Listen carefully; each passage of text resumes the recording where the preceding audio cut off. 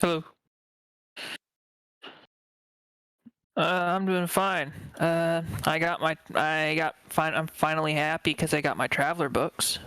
Oh, nice. That's awesome. Specifically Traveler 5th edition. Oh, cool. So that's what the new one, I guess. Yes and no. Right. Okay. So why I say yes and no is because the quote unquote there's two different editions of the game that are the recent ones. So the Okay. recent ones by the original creator Mark Miller is Traveler 5. The one that's by a different publishing company is called It's called Mongoose Traveler, and it's in its second edition. Yeah. I'm in a game with it, and it's pretty much like D&D except with 2d6. Yeah. Yeah. That's the one that Cepheus is based off of. Cepheus is based off of the first edition. If Oh, right. Yeah. But yeah. Okay. That makes sense. yeah.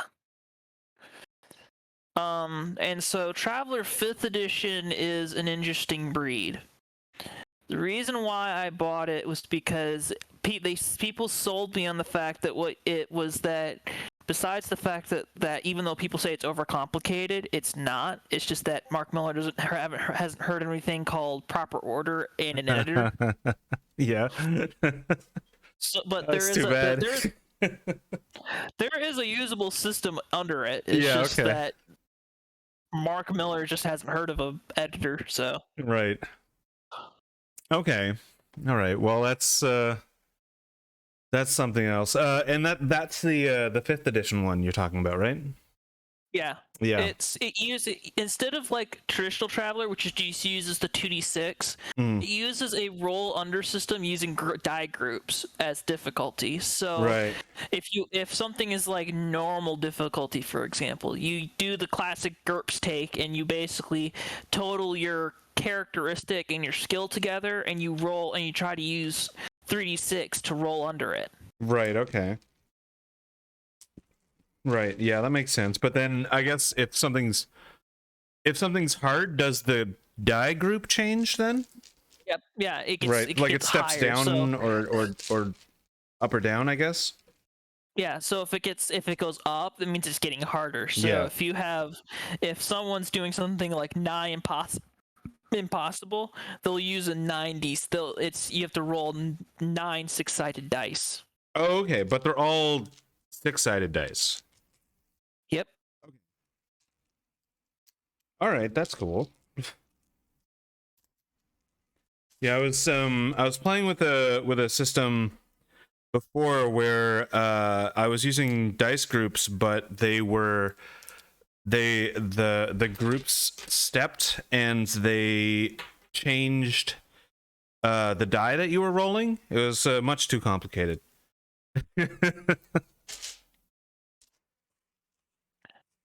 The weird part about it is how it's supposed. Oh, I found the index. Oh, Never yeah? mind, it's in the back. It's in the back of the book. So we finally added an index at the back of this. But Okay, good. yeah, but he has like stat tables for everything. Right. So like he has a different tables for like doing something like many dice times 3.5 or many dice times 2D or Right. C plus X. Right, but I And guess then some people want that crunch too. And Mongoose is a little, I guess, simple yeah, for Mongoose them, is and actually there's like those two ways to go, and I think I don't know if Mongoose has it, but I know the original traveler system had like a procedural generation for characters where you could like Yep. die and stuff inside of Yep. character generation. And I think that Mongoose does not have that. Am I right about that? Nope. No. Nope. How it works? Well, technically yes and no, but Okay. basically how it works is in Mongoose. how it works instead is in Classic Traveler, you can die in character creation. However, there's an alternate rule set in the Traveler book where it just says instead of dying, you just go you're injured, you recover from the injury for the remaining 2 years, and then you go into recovery state. Right. Then what happens is that you get discharged and go off on your daily business. But Right, what okay. happens is you're discharged is how it works is in Classic Traveler, you just generate your character and bygones be bygones. In Yeah. Classic Traveler, if you fail your survival roll, you die and you have to start over. Yeah. However, in Mongoose Traveler, how it works is you do pretty much the exact same steps. There's a little bit more stuff into it, like you have to pick like an education, like your 0 stat skills, then move on to like if you wanted to go into university, if you just want to go straight into a job field or whatever. Yeah. Then from that, you can determine, okay, I want to pick this career field, and then you have to roll on a table to say, hey, I want to join as an agent, or I want to join a organ or the army or something like that. You roll an enlistment roll. Yeah. And you do pretty much the same process as Classic Traveler. The difference is that you don't die. Instead, there's different life events that happen. So if you succeed that roll, a life event happens, and then something random happens. So for example, you could roll really high and do like this massive operation where you have the potential to, if you succeed a roll, you get an extra skill, or you get a new companion, or you get a new weapon, or something like that. Yeah. Okay. Or prestige, something like that. Yeah, that's and then it progresses from there. So in the end, what happens is you end up getting a character that's completely kind of fleshed out. And then with all these different life events that you can kind of connect back and forth. Like the character that I have literally went in for like two terms. The first term he got his arms blown off. Wow. So I just outfitted him with cybernetic limbs and then made him foot the bill. Yeah, okay. Then the second term he failed that roll, and then he succeeded that roll, but he failed that roll and he got kicked out because he got scapegoated. Okay. It's stuff like that. And then in the end, what it's supposed to be is that the whole team picks out a select number of skills that everyone kind of picks like 2 or 3 from, and they each go to each other so that they all have like a kind of a fleshed out skill set. Right. And then the game begins. Yeah. Then the game begins. Traveler, I made one character for it, and it's got a lot of complicated crap in it. I'm not gonna sugarcoat it. There's a lot of different stuff, like I just opened up like the character creation book, and there's stuff on world ranges in here. Okay. Yeah. About like what the difference is between different ranges, what orbital distance is, what a gas giant is. Yeah. Right. Decimal orbits, travel distance, time, speed, travel distance, time, hot cold impacts, benchmarks, terrain hexes and how those work, costs, sizes of stuff, values. It's got everything. It's basically Mark Miller just poured in every single thing that you could possibly think of into literally one book. Yeah. And it's a one big thick book, right? Actually, Traveler 5th edition, the newest version, is 3 separate books, like D&D. Okay. Or like the original Traveler, if you want to liken it to that. Yeah. But there's a lot of rule dense to it, and there's actually a little like content slip that's in here that was on it when I got the packaging.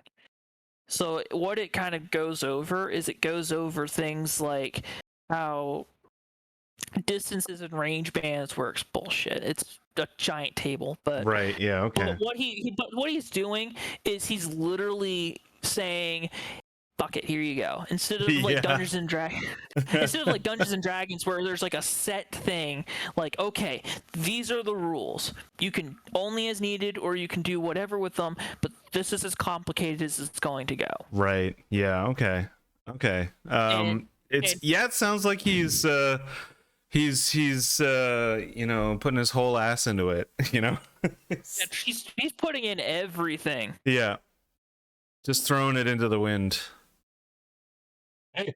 Hey. Uh, Hey guys, what Hello. has happened? Hey, Not much. I'm just gonna hang out with you all and eat my dinner. Okay. Yeah. Sure. Yeah. Sure. No problem. I'm a little far away from the mic, but I can still talk here. Yeah. Yeah. And we can just barely hear you too. Yeah, but no, for sure. Sit down, eat your dinner, and we'll start soon. All right. I've got my rules in front of me. We were just talking about Traveler 5th edition. yep. Yeah, because Smiles just got that.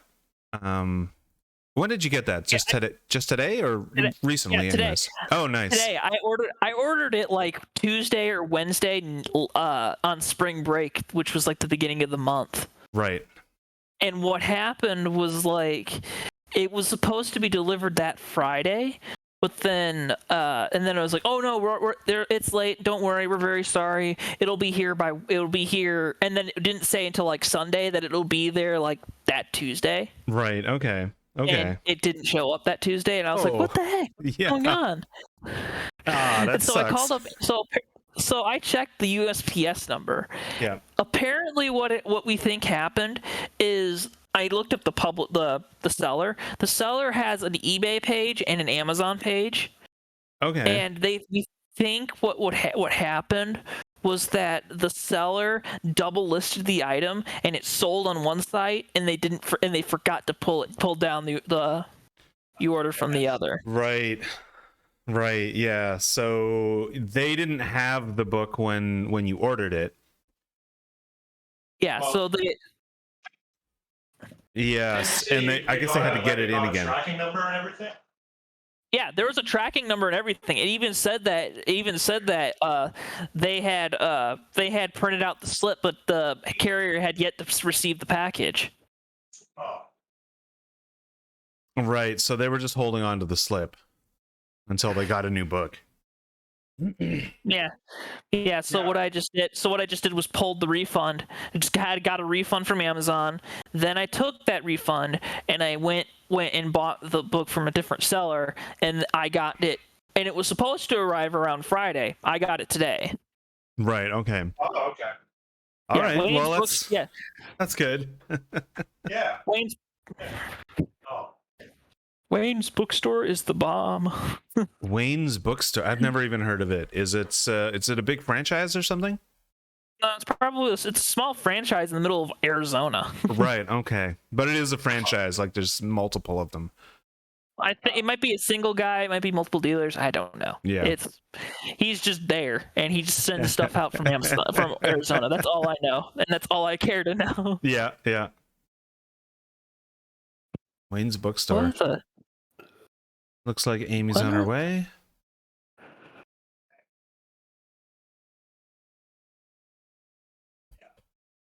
$350 for the Nintendo Switch OLED model. What? I paid $300 for my Switch. Yeah. Well.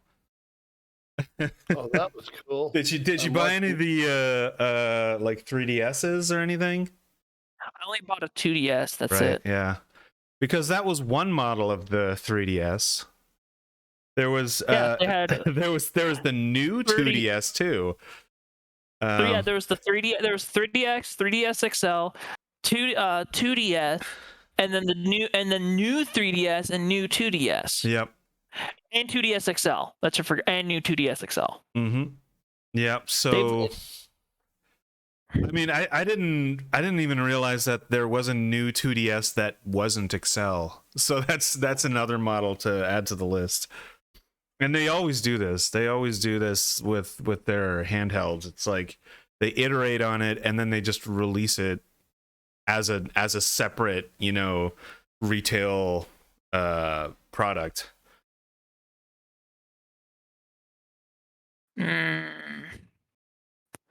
I get really gypped on that. Just be like, no, give me my.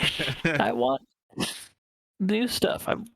Well, I guess you could technically. It's not really a discount, but if you traded it in, you could get some money off of that. Hello. Hello. Hey, Amy. How are you all? Good. Hey, Amy. Hello. Oh, Hello. Just fixing your volume. You Okay. Increase the power. yeah, increase it. That's right. You're a little quiet. Am I? Sorry Yeah. about that. I can't hear you. I can't. You can't hear me? Do you want me to talk a little louder? A little, yeah. Okay, how's Just this? like room volume is good. This is begin really screaming loud. into the mic. Begin screaming into the microphone. just turns into a death metal song. There you go. There it is. All right, so I think you're at where we need you to be, because that didn't actually blow my ears out, so that's fine. Aw. That was like, you were hoping. Yeah. I'm not loud enough then. No. Amy should be turned up to 11. yeah, for sure. All right, well, we'll start once Rip the Jam knobs is off. finished his food. But don't rush or anything. Like, I'm good to sit with a beer and talk. Yeah, I say he should rush. Why? You don't rush eating. Rush. Yeah, Like the song. Rush. Like the song. No, like that's Hush that I'm thinking of. Never mind. That's a band. I don't know. I know the song Hush and the band Rush. But not the band Hush or the song Rush. Yeah, exactly. I'm sure there must be a band called Hush. You don't know the band Hush? Nope. I've heard of Lush and Rush. Hush is amazing. Are they? What do they sound like?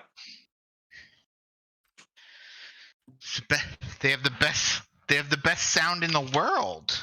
Are you going to say they sound like Silence, Amy? Yeah, I know exactly who Hush I know are, where you're actually. going with this. Hush were an Australian glam rock pop band which formed in 1971 and disbanded in 1977. For most of that time, their lineup was lead singer Keith Lamb with Les Gawk on lead guitar, Rick Lum on bass guitar, and Chris Smiley Palethorpe on drums. They had 10 hits on the Kent Music Report with their cover version of Boney Maroney and Glad All Over, both in 1975. Yeah, man, Glad All Over was amazing. Yeah, that was It's like- I was mean, going to say that 1970s glam sounds really promising, but then those cover songs, They were the quintessential awesome band of the 1970s. Like you ask like major bands nowadays like who their influences were, they yeah. all say Hush. Yeah, of course. And they're like, "Oh man, did you hear that Boney Maroney? That was so good. That cover that they did, that was like the quintessential version." It was mind blowing. Mind blowing. And then some of the people are like, "Oh yeah, well, Glad All Over, they kind of sold out."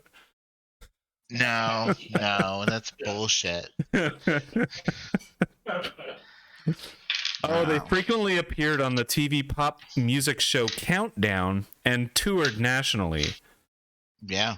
Countdown. I'm actually recognizing the logo for Countdown. If you don't know Hush, you hate music. Yeah, exactly. I'm just gonna say it now. Bigger than Jesus. Bigger than Jesus. Yeah. Bigger than the Beatles, even. Beatles are nothing compared to Hush. Exactly. What? Are they better than Mata Hoople? That's the question. Doesn't even, not even a candle. Possibly a candle in the wind. Not even. Not even. There they are. Is that Hush in the chat? James? Yeah, check. Yeah. Oh, that- yep. That's them. Oh, he's muted. Best. I see. He's probably eating too. Yep, that's them. No. I mean, I that tall, lanky dude and the guy on the right. They're like the icons of the group. The guy on the right and the tall, lanky dude. That guy is always on the right. It's like part of the look of the band. Oh, yeah. Always have to stand in the same order. Yeah, and Lars Ulrich is there too. He's second from the right.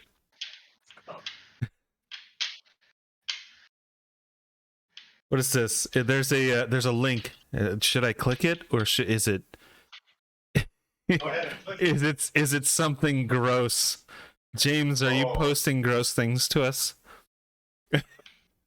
Oh. I feel like it might be a trick to get me to open something. Oh, to hell with it. I'm opening it. Oh yeah, there it is. Get rocked. They look like oh, I don't know. I don't even know what they look like. They look like an old rock band with bell bottoms on. Yeah. Very 70s, I'm sure. They definitely look like a band that started in 1971. Yeah. You know, some of these like little known 70s glam bands were pretty cool. Like this band called Silverhead. I think they only had like 1 or 2 albums, and they're pretty good. Yeah. So like nobody really seems to know who they are nowadays, but. It's gonna take a lot to take me away from you. It's something that 100 men or more could ever do.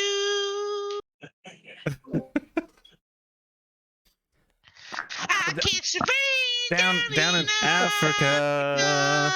Oh, stop. I catch the breeze down in Africa. I take 3 That psychic was damage. Toto, though, wasn't it? Yeah. That was like their song.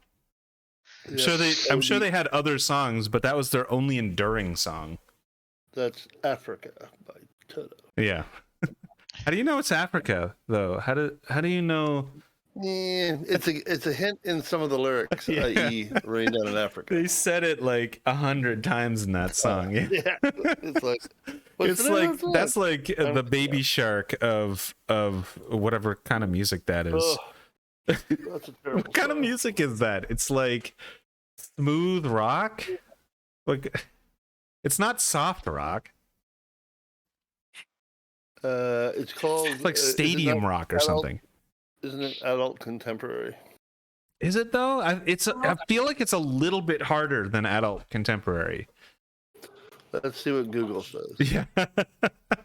What kind of rock was Africa by Toto? Baby shark do do do do do do, baby shark do do do do do do, baby shark do do do do do do, baby shark do do do do do do.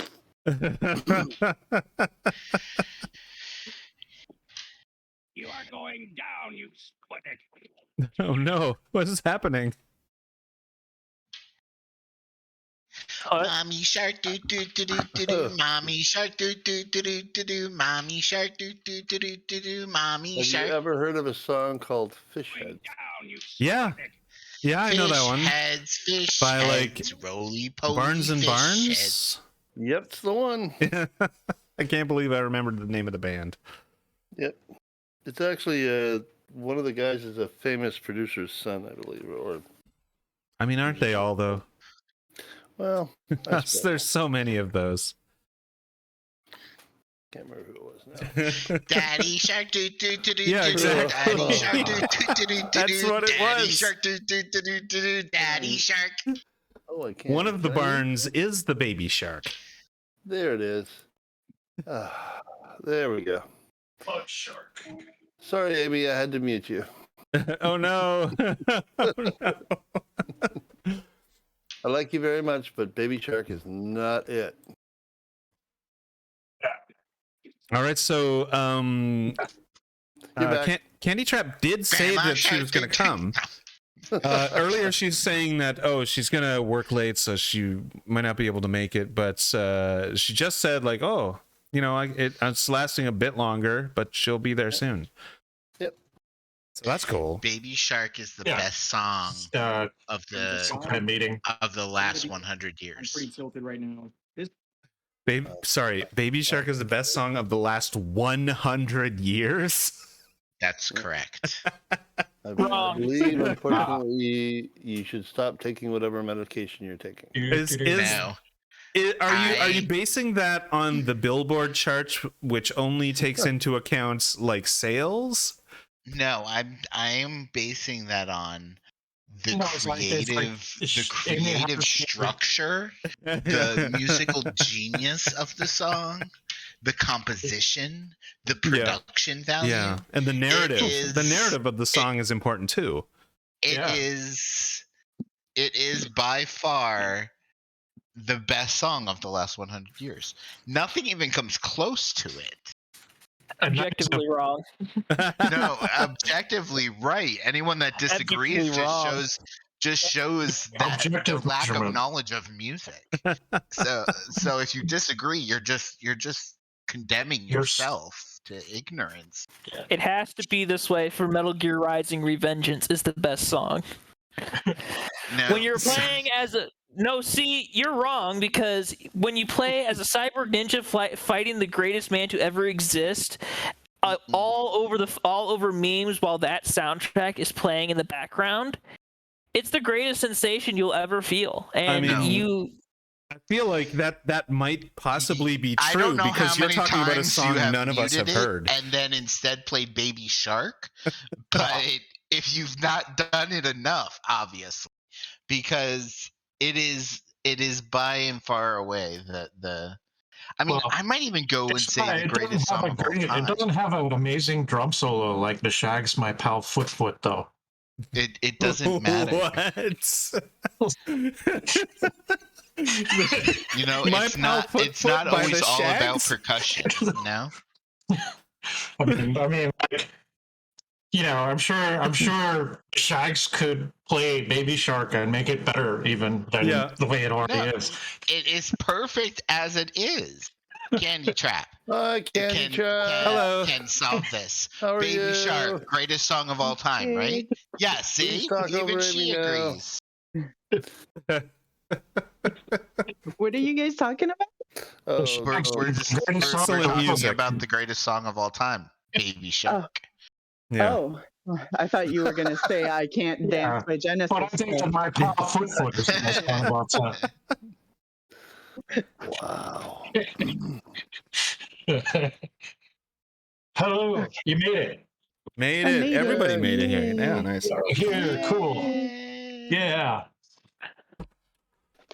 Just having a Did you guys sip of start already, tobacco or- from my water pipe. No, What? we were waiting for you because it isn't the same without you.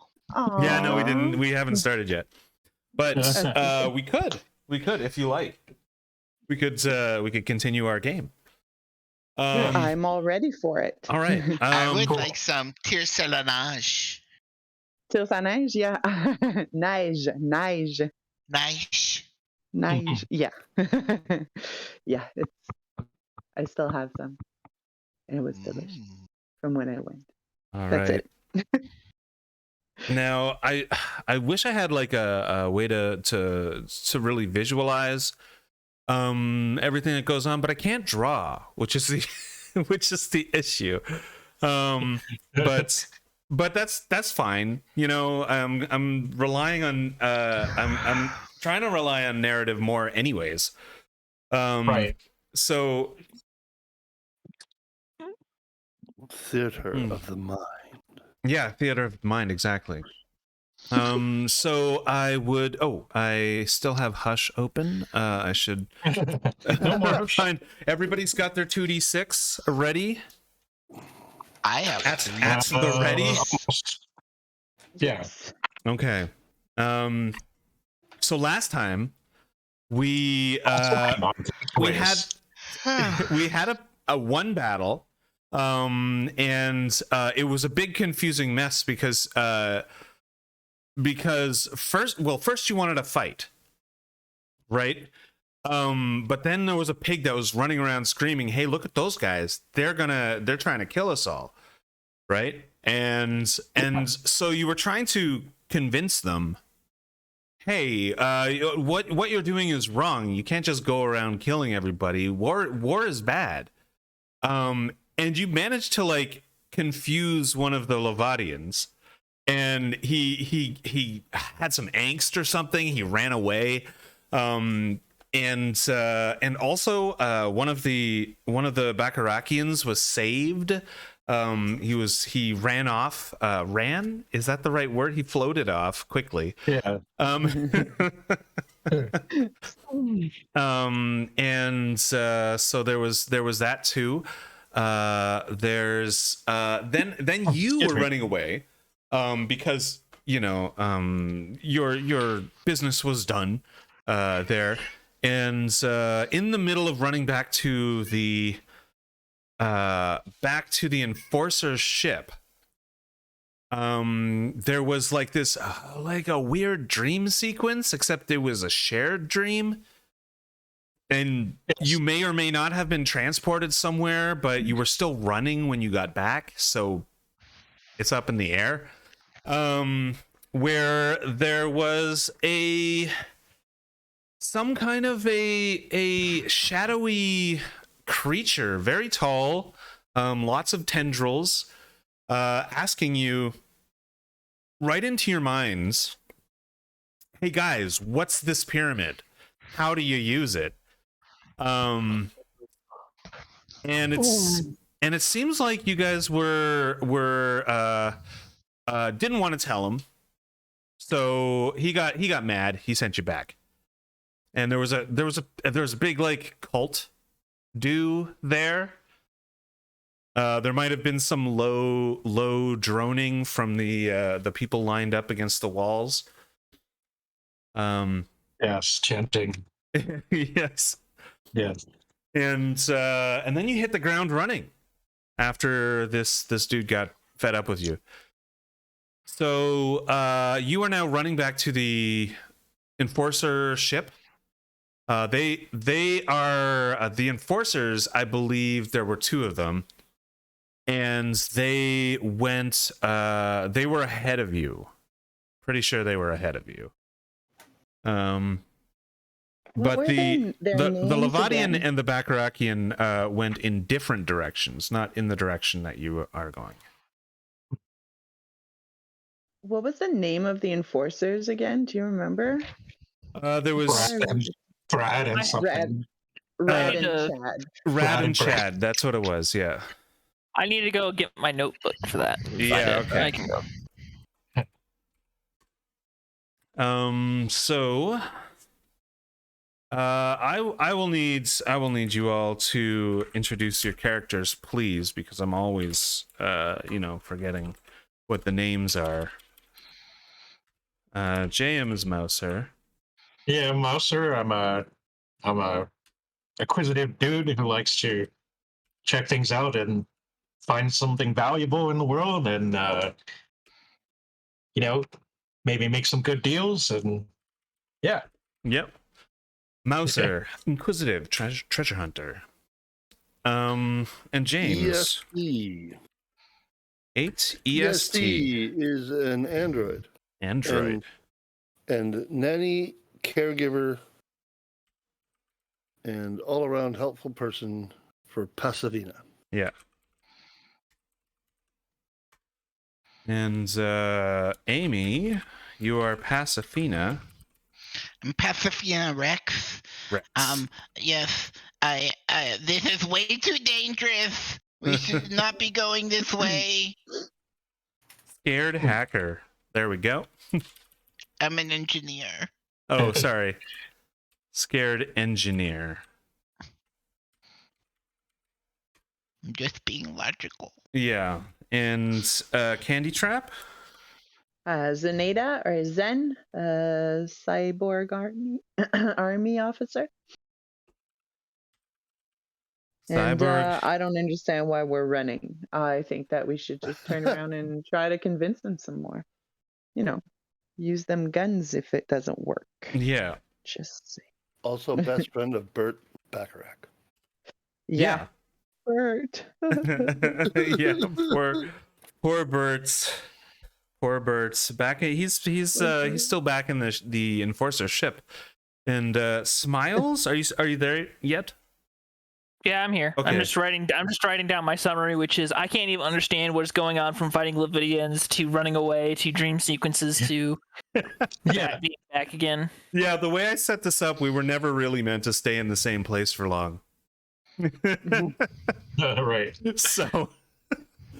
So the fact that we love this hot chocolate so much that we're here trying to sort out the politics of the area, that's something else. Yeah. I mean, we could have left by now, but Yeah. you know.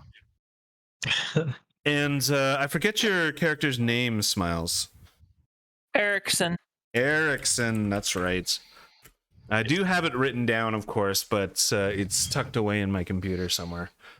Yeah. I just organized it somewhere. Yeah. But Erickson is very much like a dwarfish character. Oh yeah, red that's right. bearded, stout, he's portly and tough, and especially on a bar brawl. He loves to drink, and I love.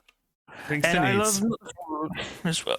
And he also fought for the Red Belters, which if you've ever played Red Faction, that's basically what they are. So Okay. Cool. Nice. And they are in this game, they're not tied to Mars. yeah, they're just basically tied to a small asteroid belt. Yeah. Out in the They middle just of wear nowhere. fashionable red belts. More pretty much more like they're more collective driven folk, but either way. Right. All right, so we've just hit the ground running, and we're hearing the pitter patter of little feet off into the well, not off into anywhere because they're your feet. You're making that noise. So I guess you're heading towards the Enforcer ship. And Yes. Was there any change in plan now that you've had a couple of weeks to stew on it? Well, where's our pyramid? Is it just back where was? It's back at the siege. You can't necessarily pick it up without using it. So it is on a podium by the table that you were sitting at mostly to drink hot chocolate, hot cocoa. Okay, and that place is currently being is still like under attack, or it's being you you saw the artifact. It was still there. It was still standing on its podium. They were kind of ignoring it, but they were destroying the obsidian dome that was being used as shelter from the sun.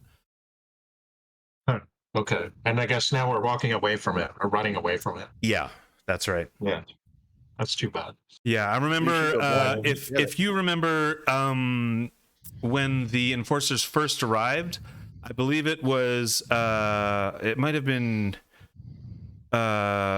Alexia and James who were doing like target practice out sort of back of the dome.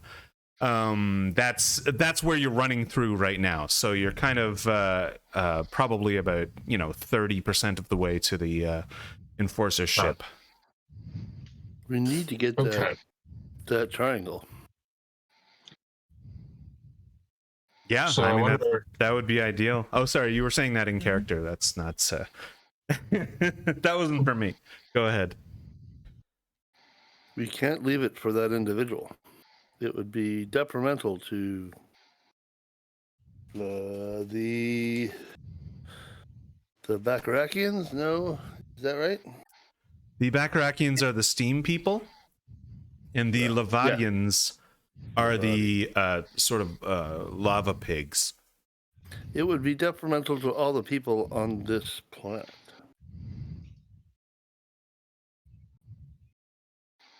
Well, it would be. Do you not agree, Pasifina? Oh, Pasifina is like, she's already halfway to the ship. She started off right away. Your legs might be moving that quickly, but you're still strapped to the front of me, so.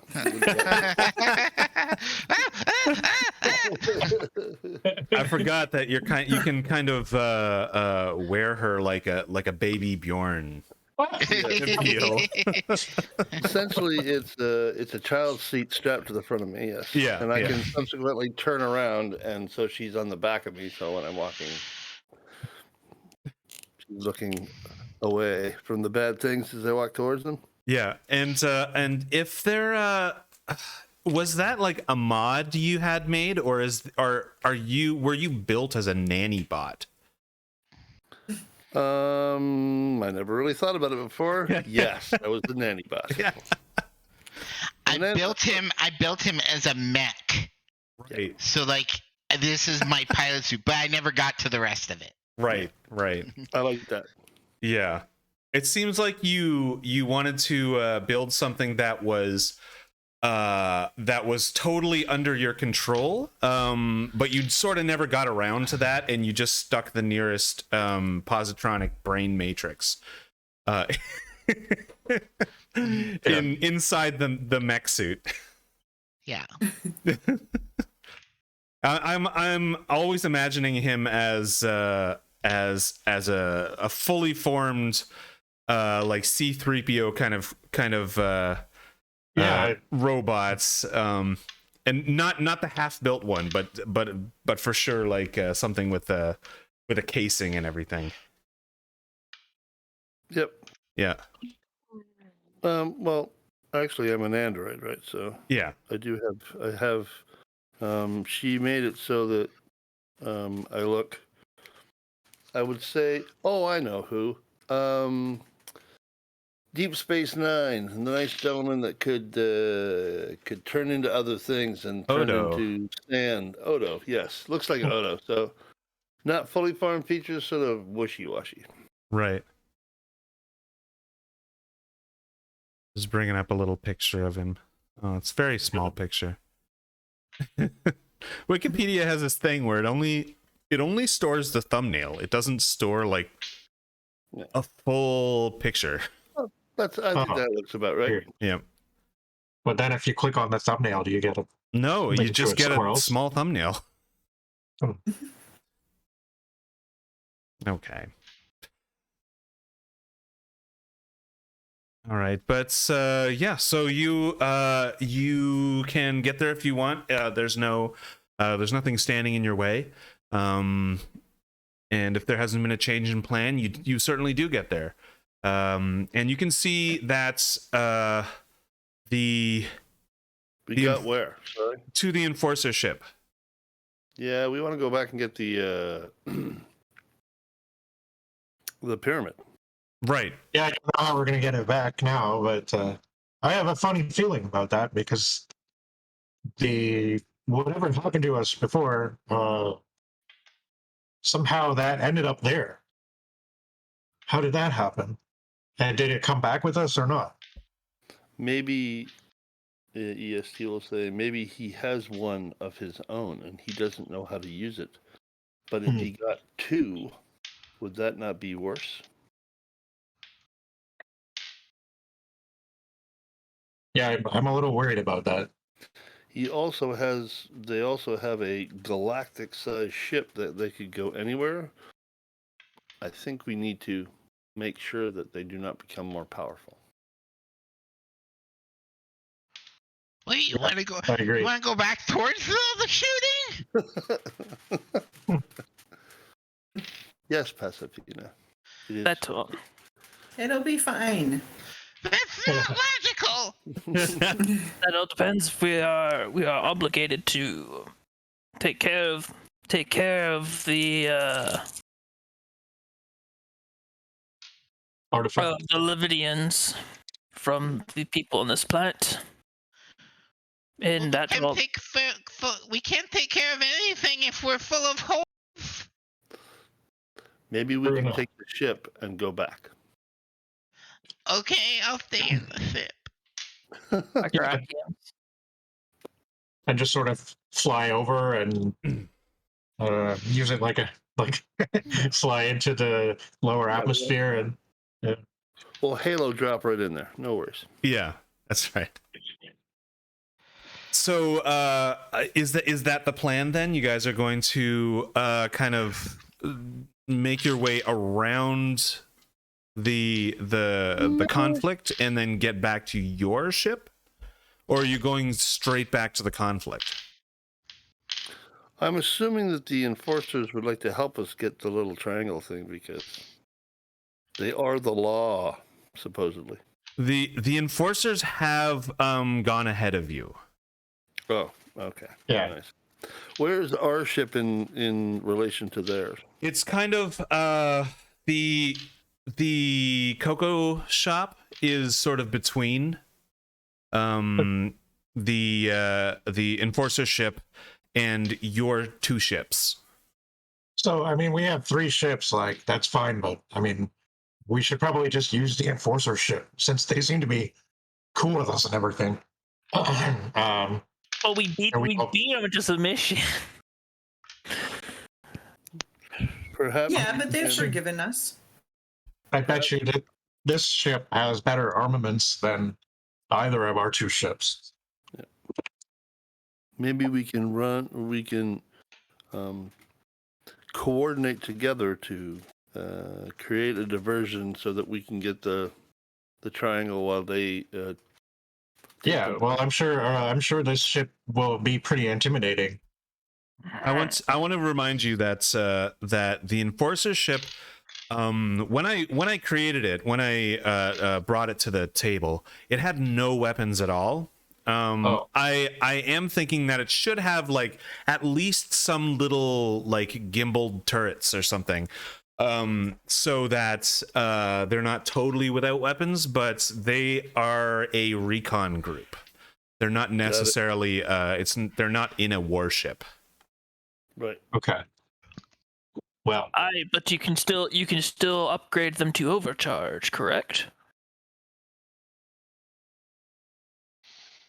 I am not one of the characters. Were you asking me or somebody else? I'm acting both in character and out of character. You can still overcharge those cannon, those machine guns. I think it would depend what kind they are. Anyone with any kind of sort of combat skill can roll a knowledge check to see if they know exactly what kind of guns that they saw. But you have to have combat skill. I have combat and tech. So I think my combat skill is 0, but I don't know. I guess that does mean that you sunk some points into it. So yeah, you can roll that. I have 0 combat, which means I put some into combat. Yep. So you can roll your knowledge as well. 5. A 5 is what I roll. Okay. Anybody else? Sorry, so we're testing with combat? You're testing with knowledge if you have combat skill, and I'm pretty sure you have combat skill. I do. I have 3. But you're rolling on knowledge. Oh, I'm rolling on knowledge. On knowledge, yeah. You're not fighting the guns into knowing what they are. You're trying to think of what they are. Yeah. Okay. So I will not test. I don't have knowledge. I have tech. Yeah. But you can still roll it, even though you don't have it. You're just at -3. Okay. Then I got a 1. Hold on. Tech. Can we help her? God damn it. Tech is a skill, isn't it? Sorry. So, Yeah. Yeah. Oh, I have that's a- I that's have technical. That's different. Yeah, so it would be knowledge. Okay, then I have a 1 Okay. because I got a 4 minus 3 is a 1. Yeah. Yeah. Did you hear me, Raven? I got a 7. I didn't. Sorry, we were talking. You got a Yeah, it's 7? okay. 7, yeah. Okay. Oh, I got doubles, though. Oh, you got doubles. Yeah, I got 2 2s plus 3 is 7. Okay, so we'll figure something out for that. Who else has a combat skill and is rolling on knowledge? Not me. Not you? No, You because have. I would have 0. So Oh, no, I see. you I have- see. You have 0 in knowledge, though, right? I have nothing. I have no knowledge, so which gives But- me a -3, and my combat is Oh. is 3. I'll roll anyway. Go for it. I roll what? I get 5. Roll 2d6 Just 5? and -3 from it. Yeah, that's right. Oh, I see. Sorry, roll 3d6 and -3. No. Sorry. 2d6 Uh-huh. and then subtract 3. Oh. Then- Oh, 4. 4. Okay. So unfortunately, none of you know exactly what it is. You did see some cooling vents on the side, but they were shielding from view what kind of guns they were. So they could be kinetic weapons, they could be like phase blasts or whatever. They could be lasers. You don't really know, but they are something that needs to be cooled. So James, you rolled. Sorry, what? I said which is very inspecific because any of those have to be Yeah. cooled. Yeah, exactly. So James, you rolled 2 doubles. Yes. So there is a complication, and it's not a complication. It is a boon for you. We'll start calling that a boon from now on. Yeah. It's just simpler that way. So you can ask me a question out of character, and I'll answer you out of character, so that you'll have some knowledge, some piece of like background knowledge, or whatever it is you want to know. Or we can do something in the narrative that is good for you. Okay, give me a moment. Right. I have to use the big gray thing in between my ears for a moment. Yeah. Well, not really that big, just, it's there. That's a decent size. Yeah. The human head weighs 8 pounds. I know. I saw that in a movie even once. And you Because they were guys about can to eat collaborate brain? too, but ultimately it is James's decision. But feel free to ask for suggestions or to suggest something if you are not James.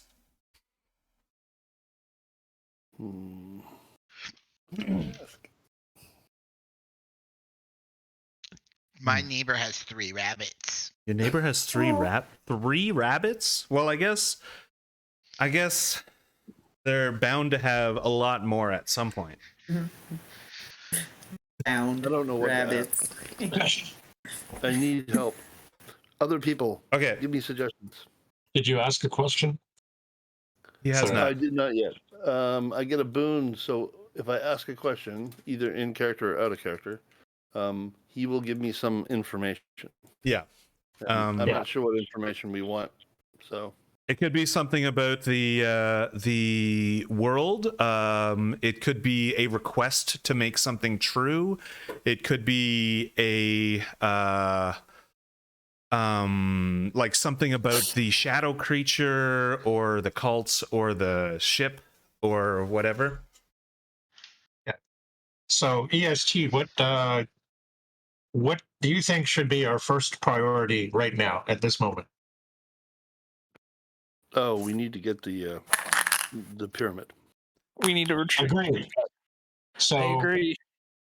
how can we I don't know if you already know the answer, or if you want to ask this. How can we like retrieve it from the planet and get it on board the ship? What Right. would be the easiest way to reestablish ownership of the triangle? And just to I be like clear, what this is what no I monkey's paw. There's no strings attached. what I suggest is to take the enforcer's ship and use it as a weapon to lay down covering fire, so that one of us can go in and recover the pyramid. This and before anyone suggests anything different, we used to use this tactic back when we were fighting in the asteroid belts. I remember using a ship very much similar to this, bombarding and laying down fire for my comrades in arms. I think the distraction was a better idea. And as she says that, she's already starting to take apart the gun you were all inspecting. And it The giant like hand the barrel is off, and like part of the bolt is already removed, and she's got like a little wrench. So if that is the question you want to ask, how are we going to retrieve this thing? And it's in the middle of a siege. I can create a path to that if you need. Yes, please. All right. So there is the artifact, and it's on a podium. It's floating there. If you move it, or anybody moves it, they are using it. You can't really retrieve it and take it away unless you are using it to change reality, change the universe. Okay. I'll give you something else too. You noticed last time when you were in the dream sequence that you saw that the shadow person creature had didn't know how to use this thing, and right at the end he smacked it away. And you're thinking in your brain, like, if that were real, he wouldn't be able to smack it away. He wouldn't be able to use it and still be there. Right? Oh, okay. If he were smacking it away, he would be using it. He would be, halfway across the galaxy. Or he would accomplish whatever it was that he wanted. Yeah. And so you're thinking that he didn't really have one. He just had like a facsimile of one. It was 3D printed. Yeah. But it was good enough to paint a pretty landscape on his temple wall. So hopefully he's happy about that. Right. Actually, no, that's right. It didn't even work. I was trying to, but. And to answer your question more specifically, you could go back there. You could fight your way to it because the siege is still going on.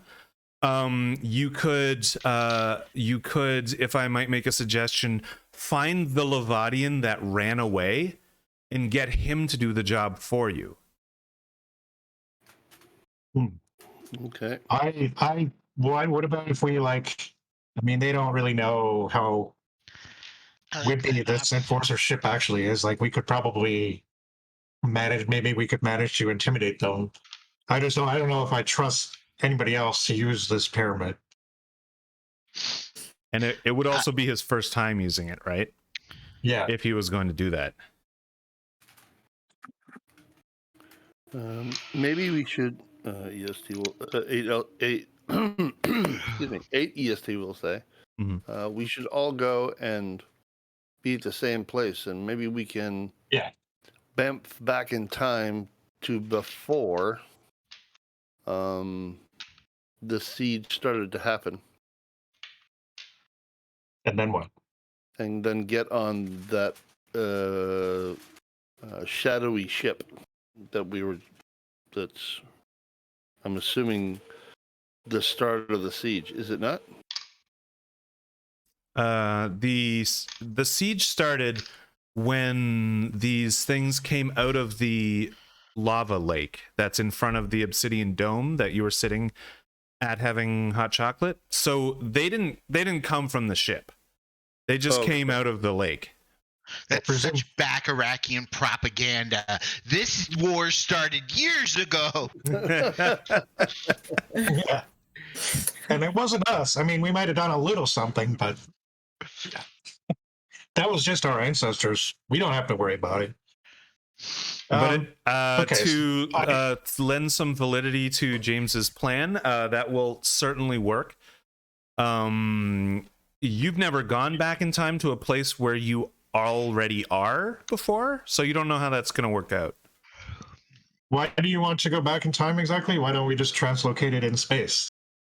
Why don't we just go somewhere really nice? Yeah, well, that's a possibility too. But I don't know. I think we have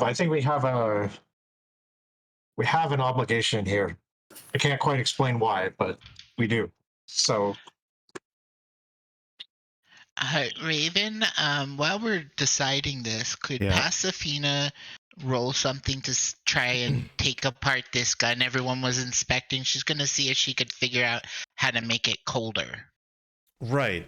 Yeah, I was thinking we weren't there yet, but with all this talk, you probably got there.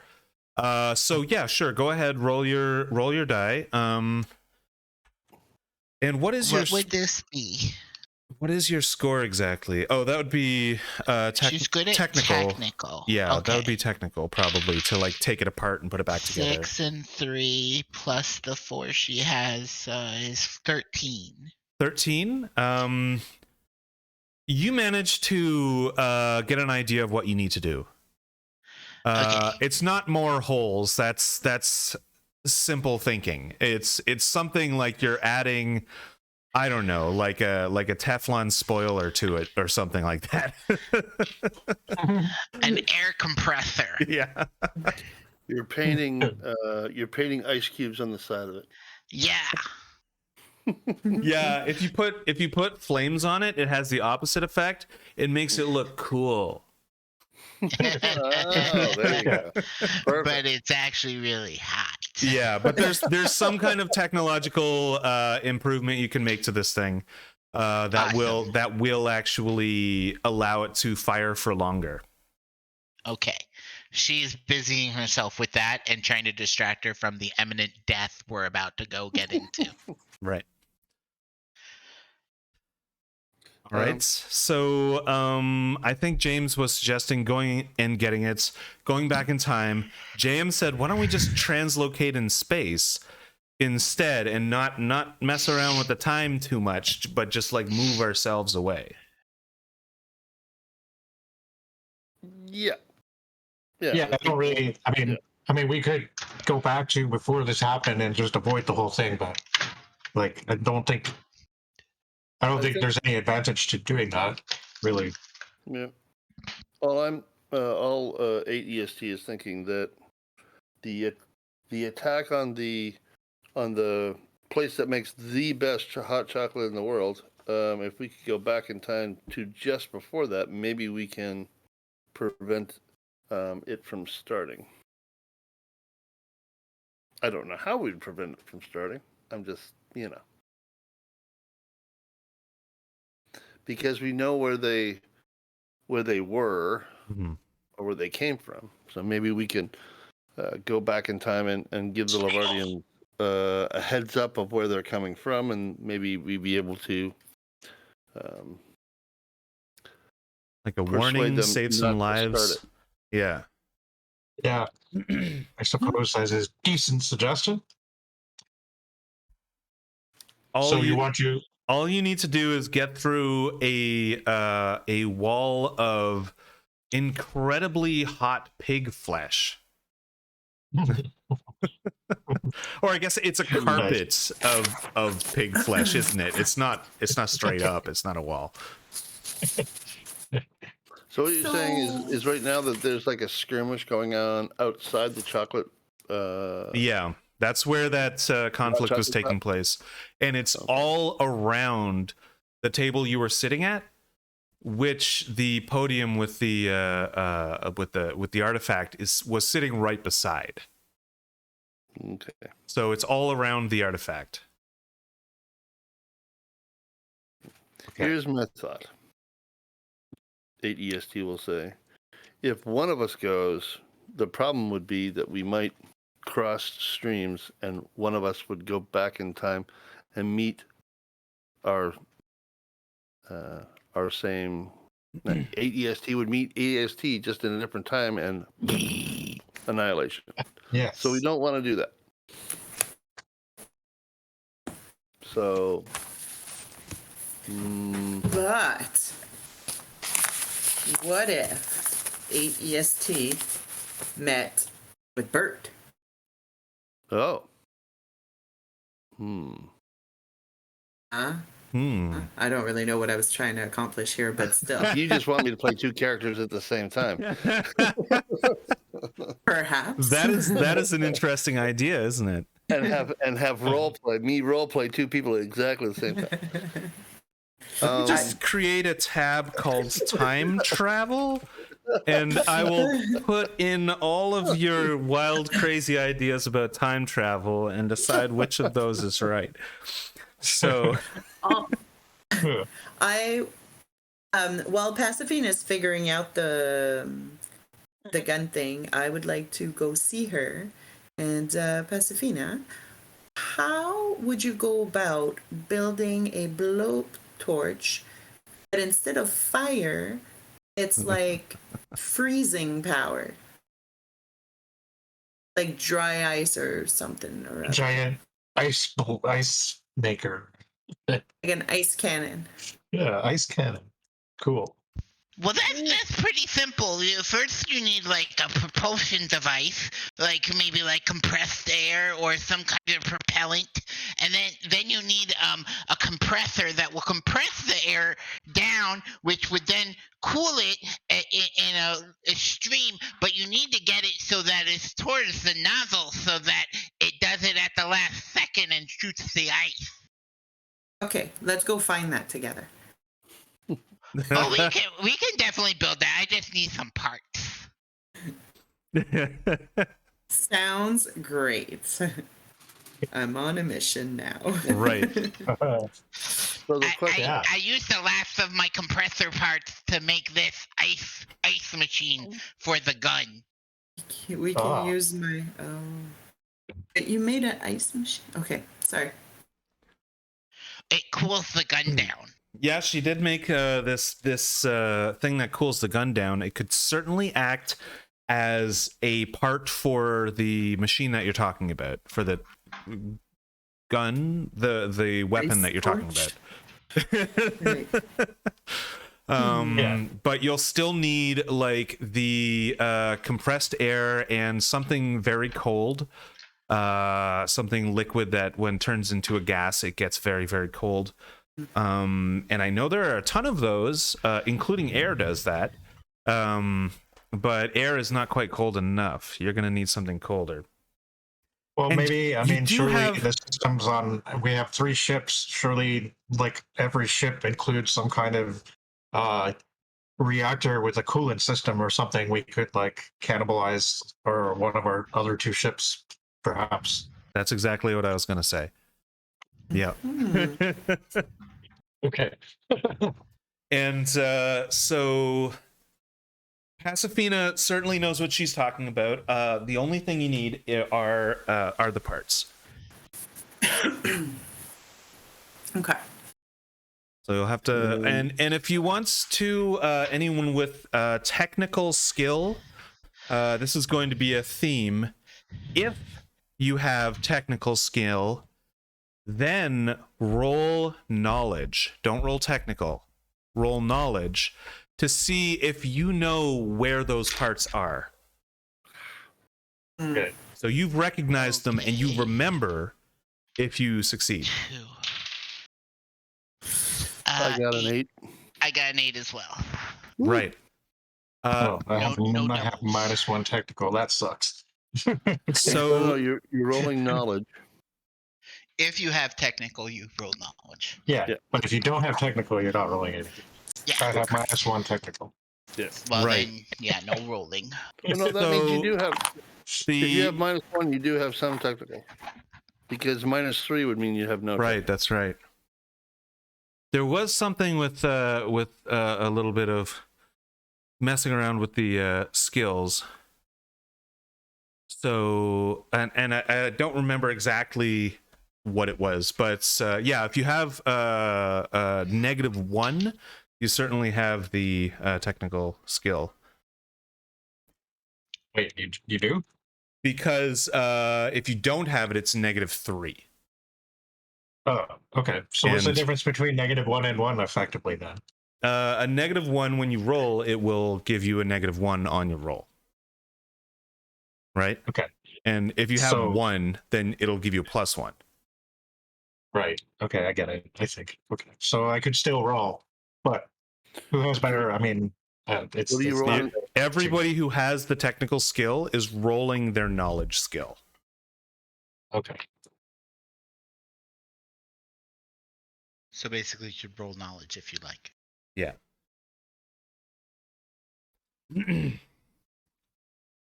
So that's 2d6, right?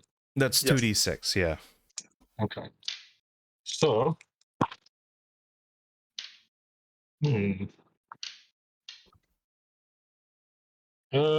So 7. I got. 7, right. That All right, is with so the -1. you guys collectively, you know that you're at the enforcer ship. You know that there is a welder here. You've seen it. You've seen it in the weapons up on the rack. But there doesn't appear to be any way to separate coolant from their engine. No way that you saw, anyways. But you know your ships. And you definitely have a welder stashed away somewhere in your ships. If you go back to either of your ships, you can get the welder and the coolant that you need. Okay. Let's do that. Let's do that. Might as well. All right. How much would we need? Would we just need one ship, or do we need this? Coolant? You're thinking probably just one ship would be fine. Okay. Because your reactor cores get real hot, right? Well, who wants to sacrifice their ship? And you probably wouldn't need to use all the coolant either. This is like a handheld frost thrower. Yeah, that's true. But we don't want it to like start overheating after like 6 shots or something. But, Yeah, no, that's true. Well, one of our ships is going to be used for this, so why don't we pick who do we got? We got myself and who was on that ship originally? See, I can't remember now. That'd be Erickson. I know that. Yeah. Yeah. Erickson can take ship. Erickson didn't have a ship. Yeah, He you doesn't have were it. kind of hitchhiking, or not So where's hitchhiking, the but thing? catching a ride. Yes. So it was just me. It was me and Zen who were left on that ship because Zippy's not here anymore, and Bert Bacharach's not here anymore. So yeah, it was just the two of us, and then presumably Erickson's ship left, right? Like the ship that he was on. He left as soon as I got off. So Pasadena and I have a ship. Yeah, that's right. So there are 2 ships to the south. Okay. Well, Pasifina, you're the engineer, so why don't we use your ship? If I may, when like Mouser, Erickson, and I were on the ship, we couldn't get it to go. And we had to ask the enforcers to help. So maybe we should just destroy our ship so that Pasifina and ADST can keep using their ship, and we'll just hop a ride with theirs. Because neither one of us 3 can make this freaking ship go. Oh, okay. Yeah, I forgot that our ship was. I guess our ship was incapacitated. No, it just we like out of game we couldn't roll for crap and it wasn't moving. Like, I can't remember what our goal was, but we were trying to get somewhere. What you were actually doing was trying to make scans of the Levadian dreadnought. And you were doing it badly, and the enforcers came in and said, "Oh, let me just change this, and then here's a sharper image for you." Yeah. Right. But I mean, our engines still work. Yeah, but we couldn't make that ship work properly. Right. So you're It's like, the scanner doesn't work. Let's blow the whole thing up. Well, yeah. What's the point otherwise? That's garbage. Yeah. EST will make a suggestion though, because Pasadena is the engineer of her ship. We would be able to, because I believe that you unfortunately have lost your captain. Yeah. We might be able to use our ship to get away from here, or whereas if we sacrifice your ship. Okay. Well, that's fine. I mean, if these guys were still our friends by the end and their ship is intact, the enforcers, I mean, we could hitch a ride with them. Yep. Or we could capture the Levadian dreadnought. That's sort of a thought in the back of our heads. So all right. DST, you're suggesting the I don't know what we're calling their ship, the cat claw. Yeah, Pasadena. What is our ship's name? The SS Atomic Kitten. Excellent. SS Atomic Kitten it is. Woohoo! SS Atomic Kitten. And the cat claw. I like to think too that the SS Atomic Kitten, when you look at it, it has antenna. It has let's say radar scoops that look like cat ears. Oh yeah, of course. It certainly does. It from the front, it kind of looks like a really feisty kitten. Yeah. Like, With like angry eyebrows. yeah. All right, so you guys are going to head off down that way. Are you just going to? I guess you'll quickly reassemble their gun. You do know what kind of gun it is now, because you've disassembled it. It's what they have is It's some kind of energy weapon. I guess it's probably like a phase energy weapon, and it's like an instant scan hit.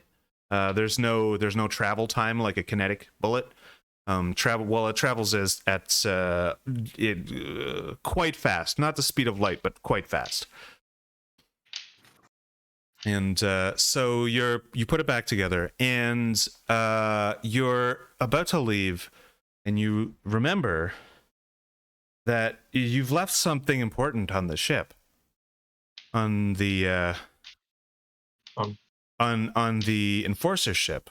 Though I don't know if you guys are actually leaving. If it's fine to leave Burt Bacharach's body on the ship.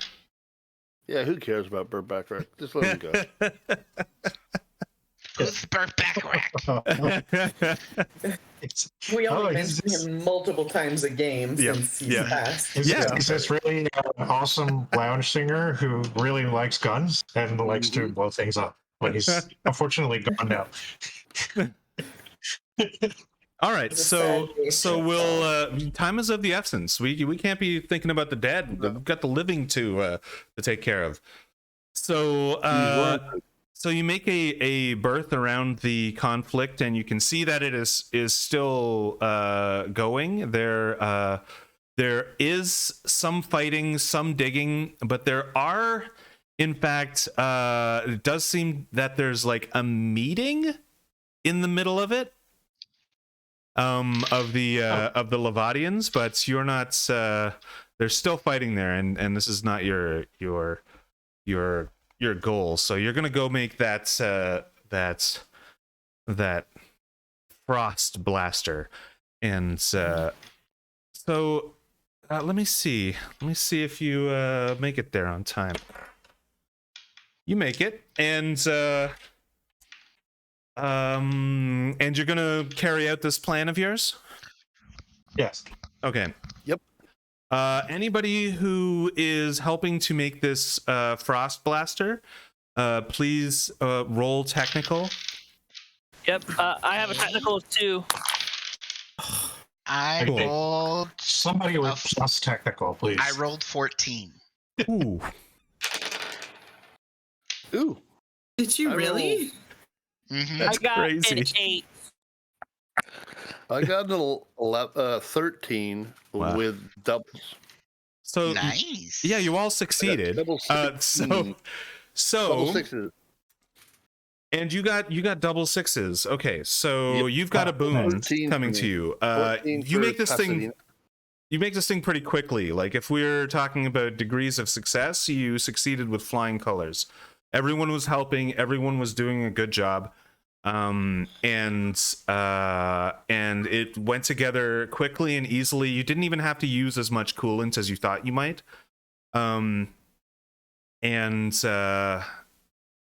So you, James, Mm-hmm. you can ask something out of game, or you can make the gun better. Oh, make the Somehow. gun better. Okay. Yeah. All right. So instead of being a flamethrower with that sort of short, wide range, you've got what amounts to a well, you have that's a setting of it, but you can also change the setting and it turns into a something that will shoot 40 yard meters, and it's a focused blast. It's like an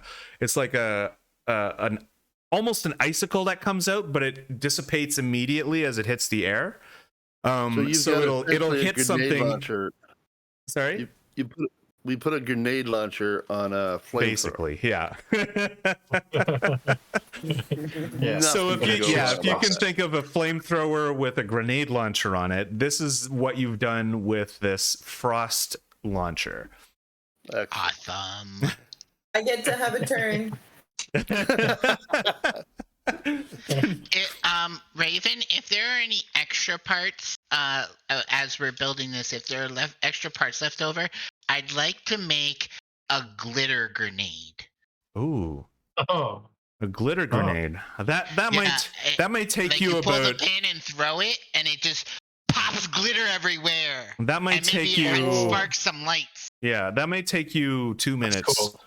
Okay. So can you guys wait 2 minutes for her to make Sarah turn off? this Yeah. big old glitter sure, bomb? yeah.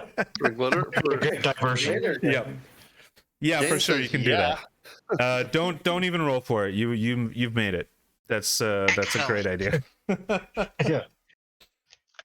All right, so you are armed. You are armed with your frost launcher, with your regular weapons, I guess. With your with your glitter grenade. And what is your plan now? So we're going to I think I Freeze know. the I just want you to make the decision. are we going to take the ship back, or are we just going to walk back? Hmm. We can take the ship Ship, back I to the guess? enforcer's ship. Unless something Yeah. happens to the ship. We take the ship, we land as close as possible without like landing on top of any lava pits, I guess. And then we storm the building. We're not taking we're leaving the atomic kitten back, right? Because that's our getaway vehicle, right? Yeah. Yeah. Sweet. Let's go. All right.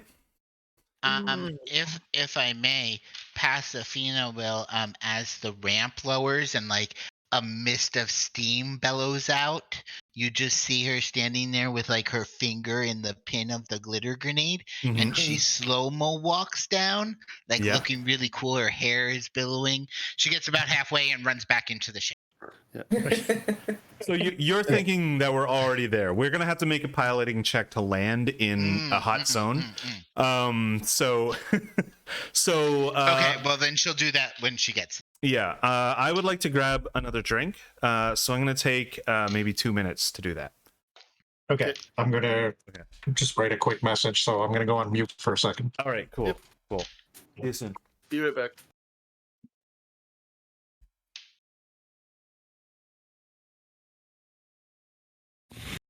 Hi, Candy. Hi. How are you? I am good. You? How was your teacher meeting? Oh, it's fine. Are they doing well in school? Yep, she's doing pretty great. Awesome. So yeah, this year has been actually really good for her. So that's really good. Really. Is that kind of her normal is to do really well in school, or is this kind of she's turned it around? No, she has a lot of learning disabilities, and and she used to go to French school, which was perhaps causing more problems than helping. Gotcha. Even though we were told the exact opposite. So anyway, so this year she's in grade 7, and she's actually doing really good in school, which is really good for her and her self-esteem and esteem and stuff. So no, everything went well, but because she's got an IEP, that's why it took a little bit longer, because we were discussing that too. And, gotcha. That's not individual educational plan. Yeah, that's it. Yeah, I know it. That's the order. I get it confused. We have those in the U.S. too. Yeah, I get it confused with, in French it's PEI, so I'm always wondering if I'm saying it. How do you say it in French? Our plan d'éducation individuelle. Plan d'éducation individuelle. It's the same words, but reversed. So instead of being individual education plan, it's backwards. So it's plan educational individual. Plan éducation individuelle. Éducation individuelle. Yep. I'm ready for our trip. Amazing. I can't wait. I am ready to go on a trip. We're gonna go, and when we get there, we will go get baked goods, and I will tell them about Plans Education Individual. Yes, I'm sure that's really what they want to hear too. Yeah, they'll be like, I was asking if you wanted a croissant. And I'll say, of course, plan education individual. Yeah. That sounds pretty good. Hello. Hello. How are you? Good. Mouser, do you want to come to Paris with us? We're going just to eat baked goods. Paris, Not just to eat baked goods, but just to eat baked goods. Mostly to eat baked goods. Yeah. Indeed. Yeah. You could eat baked goods on a spire of scaffolding if you wanted to. We could. We could. Yeah. Aren't spires like circular in nature, though? Maybe. I think you're right. I don't know. I would have to look up the definition of a spire. Let me look it up. Spire, define spire. Yep, it's conical or pyramidal structure. And I think the Eiffel Tower counts as pyramidal. Yeah. Yeah, I'd agree. Yeah. I'd agree. We'll do that too. Yeah. Yeah. We'll pack a lunch. Find a conical spire as well. Yeah. Get it on there. The famous conical spire of Paris, of justice. Yeah. Yeah. We could Just And go we're to gonna go to the Arc de Triomphe and to the Louvre and to Champs-Élysées but the connecting factor between all of them will be baked goods. Yes. It's very important in life, Yeah. you know. You got to have a healthy balance of baked goods if you want to have a good day. Many beignets and croissants. Yeah, and Yeah. tarte and Mm-hmm. tartelette and yeah, Mhm. you know, Yep. all that jazz, all that good jazz. I'm for all of that. Yeah. I am pro all of it. Same. Pro knowledge, yeah. All right. So we have gotten in our ship. Now, is there anyone going to be manning the weapons station as you arrive? Dibs. Zan should man the weapons. Not surprising at all. All right, no problem. If I guess, what kind of a weapon station is it? What does it look like? Like, is it like a turret under a plane where you sit in it and you have direct access to the guns and that kind of thing, or is it all done digitally? Gun access. Definitely. Gun access? Okay, then you'll be using your combat skill. Yeah, because Yeah, that's what I was thinking. That's why I said Yeah. Zan should man the weapons. Otherwise, what's the point of having a weapons console if you're not going to be able to physically shoot the weapons? Mm-hmm. So normally you'd get into this turret and you'd have an oxygen. You'd have like a suit, like a oxygen access, and a suit that warms you because it's going to be it's like a fairly thin dome keeping you safe from the -1 atmosphere out in space. But you're on the surface. You don't necessarily need to be super boiling, and you don't need the air access and that kind of thing. So you kind of open the hatch, slide yourself in, and you can see like the belts of I'm imagining that it is a kinetic weapon, but it doesn't have to be a kinetic weapon. It doesn't have to have bullets necessarily. What kind of weapon do you have on the ship? The like laser rifles. Yep, lasers. They're rifles is probably too small for what you're looking at. You're in a turret, so this is a laser turret, a manned laser turret. You're getting in there, and you're going to see the metal heating to a bright, I guess, white, as it heats up the metal and then expels it out through induction.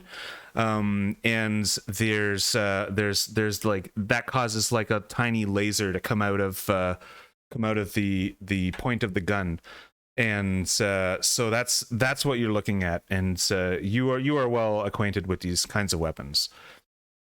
So who is piloting the ship? What skill does that require? Piloting.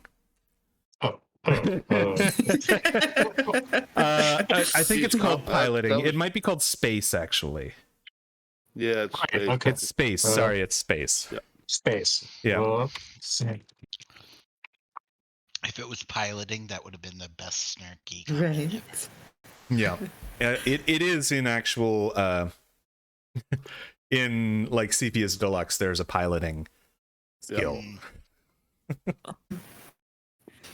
I just got confused. All good. So do we have any I have pilots? a -3 in space. Right. In space. I don't suppose you wrote down my space points What? anywhere, Raven. No, did you? I 'Cause didn't. Do you For have some reason, I don't. any of your stats there? Yeah, I have combat 0, social 4 because I added one because we had the thing, and knowledge 2. And for some reason I wrote down the word space, but it seems like I didn't write down an actual number. That's probably -3. It's not even worth mentioning. Right. It's not even like, I don't know. I feel like I should have some, but I mean, it depends on how. Yeah, I think you were angling for a 0. For a negative number to bump some. No, that wouldn't have made sense. No. Sorry, what were your stats again? I just want to write them down and then see how it makes sense. Combat 0, social 4. Yeah. Hang on. Knowledge 2. Oh, maybe space is 0. I think I just got confused with, for some reason, there's an extra like blank line or something. But yeah, so I must have meant, and technical -1. And technical is so -1. Space must be 0. I'm thinking with space being 0, it would be too many points. Oh, okay, weird. Because I don't know what that 0 means then. Most of these classes have a +2, a +1, another +1, and then some of them have a 0 stat, right? So you have a 4 and a 2. And I didn't originally have a 4. It was because we had some kind of weird thing. We were drinking the hot chocolate, and you gave us extra, like 1 point of extra of something. Oh right, that was for eating the special granola bar, I think. Yeah. Wasn't it? Oh, that's right. No, was it? I think I ate a special granola bar. And I do remember that, but it was before that. It was when we first got here, and we were drinking the hot chocolate. Right. And I just remembered the granola bar. Now that you mention it, I don't know. I am vaguely remembering something like that. So we'll keep social at 4. And all right, so if it was 3 originally, that would have been the stat that was bumped up in order to get there would be technical as -1 instead of 0 to get social bumped up to 3. Yeah, my technical is -1. Normally the classes don't get any 3s at all. Okay. Oh, interesting. I don't know then. I guess it made sense at the time, and anyways, I think if you had a piloting 0, that would be too many points. It would be too powerful. Okay. And we can rework those stats at some point if you're not happy with not having piloting. Do that. But for sure, hopefully somebody has at least a 0 in piloting. In space. Yeah. Just at least a straight roll. Does anybody have that? I have a -3 in everything except technical and knowledge. Oh. I have mine pretty spread out. I have a combat of 1, a physical of 0, a space of 2, and a tech of 2. All right. You have space of 2. There you go. Yeah, So do you want? Drive. You're the driver. So Erickson can pilot the atomic kit. Okay. Yep. That's great. We're not going that far, so you probably won't need like an engineer on deck keeping all the levels nice and clean. But so we'll roll your piloting. We've lifted off. We're heading towards the conflict area, and I got an 8, by the way. Sorry, what'd you get? I got an 8, by the way. 6 plus 2. An 8. Okay, that's good. And so you're able to hold it steady and land. But before we land, I would like Sen to roll her combat, because I believe she's trying to fire down into the Levadians. Yes. So just roll 2d6, add my combat? Yep. Okay, just wanted to confirm. Yeah. Well, let's do these two. Come on, big money. Oh, not too shabby. Thanks to 10. 10.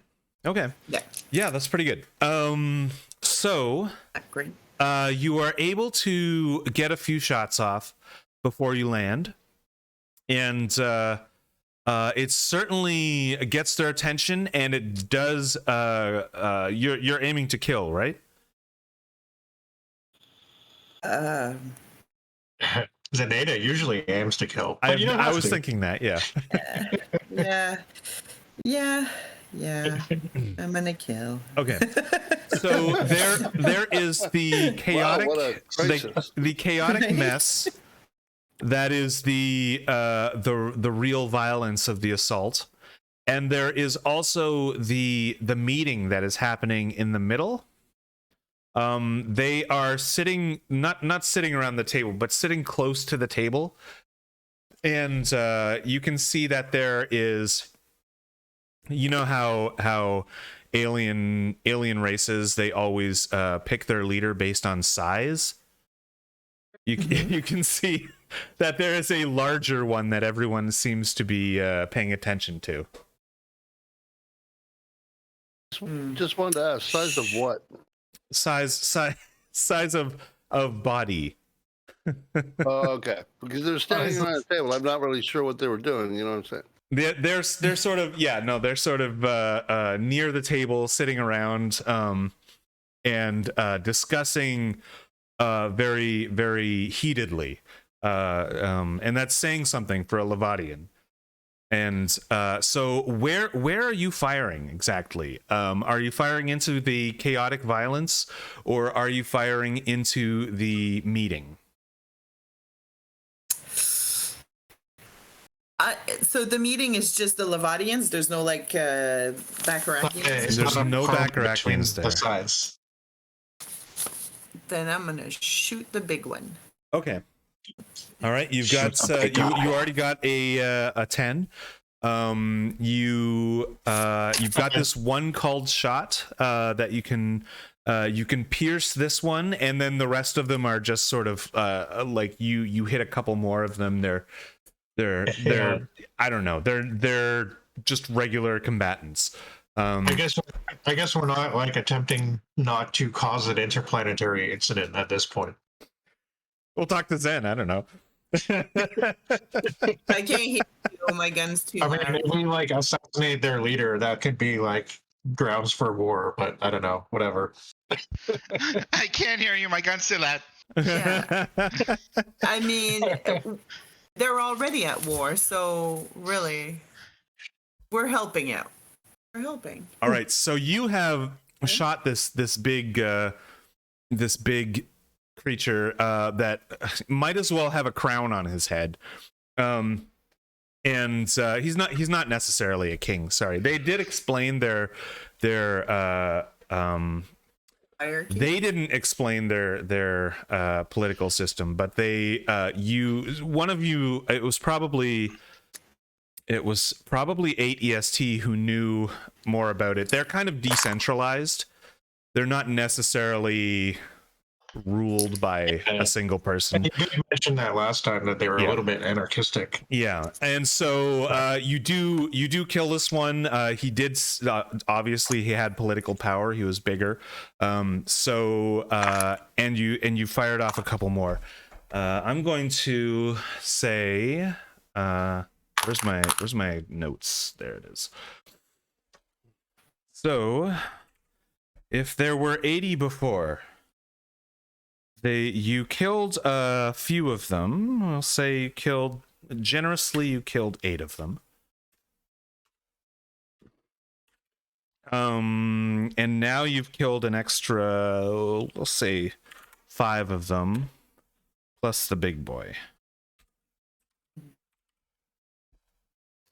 So you're still looking at about about 65 of these things running around, being interrupted from meetings, and that's when you land the ship not far from the side of the conflict, as close as you can be to the artifact. Yeah. So Right. we don't need to like make a massacre. All we need to do is get in there and touch the pyramid. Somebody needs to use it. I think we're using knowledge skill or something.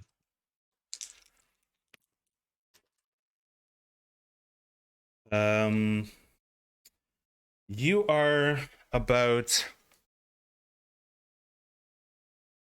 That's too many. I rolled for the yard meters away that you are, but that's too many. You are about 75 yard meters away from the artifact.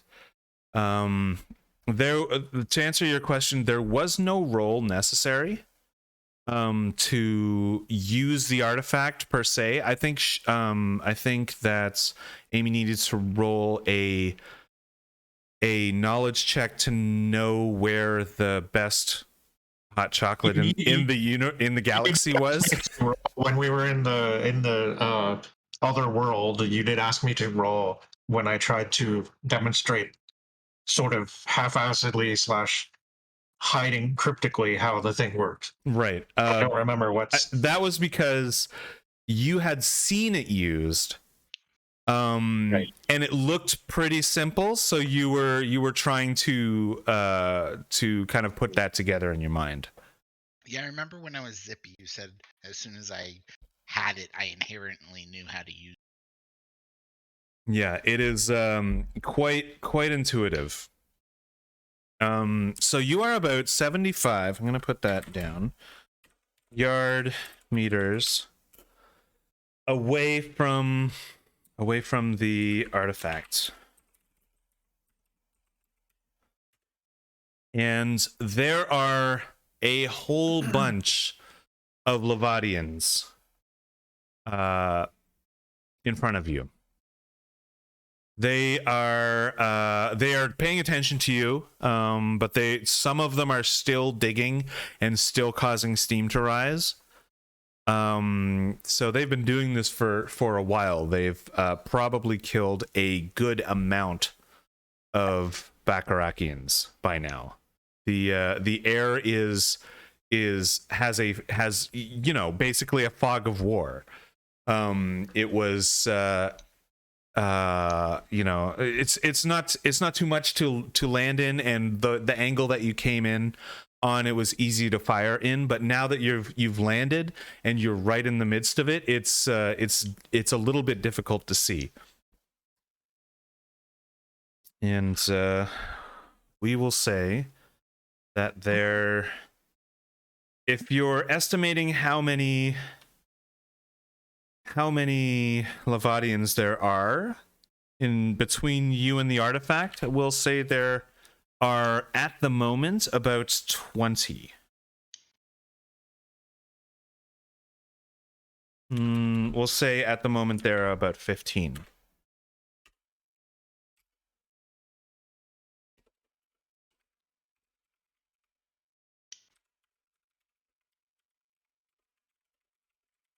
So, how are you going to proceed?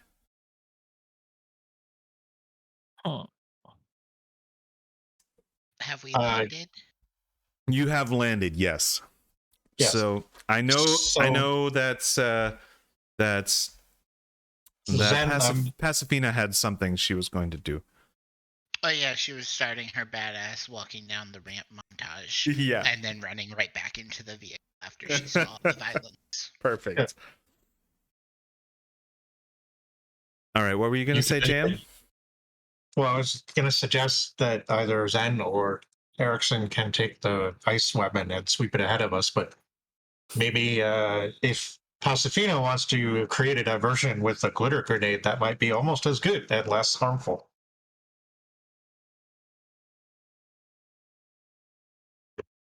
What do you guys think of They're that? killing baby steam peoples, and you're worried about their safety?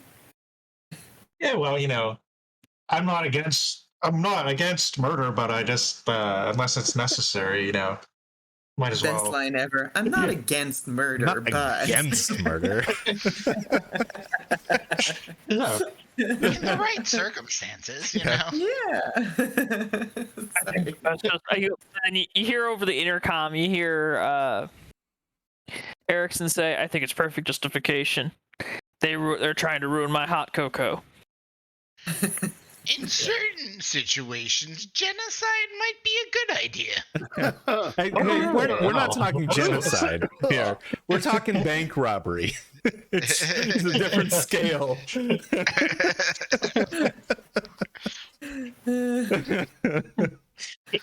This is a heist. It's a heist, yeah, pretty Could much. make a movie out of this. Kill them all.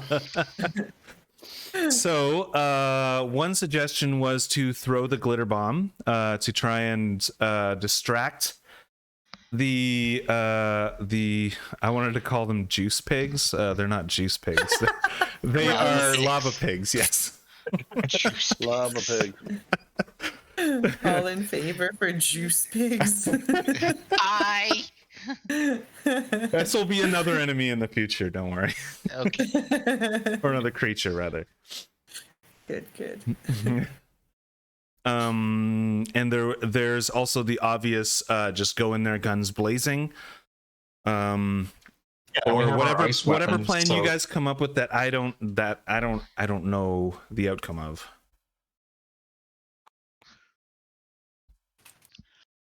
What do you think? After I'm not gonna- running I'm not back in to the vehicle and cowering,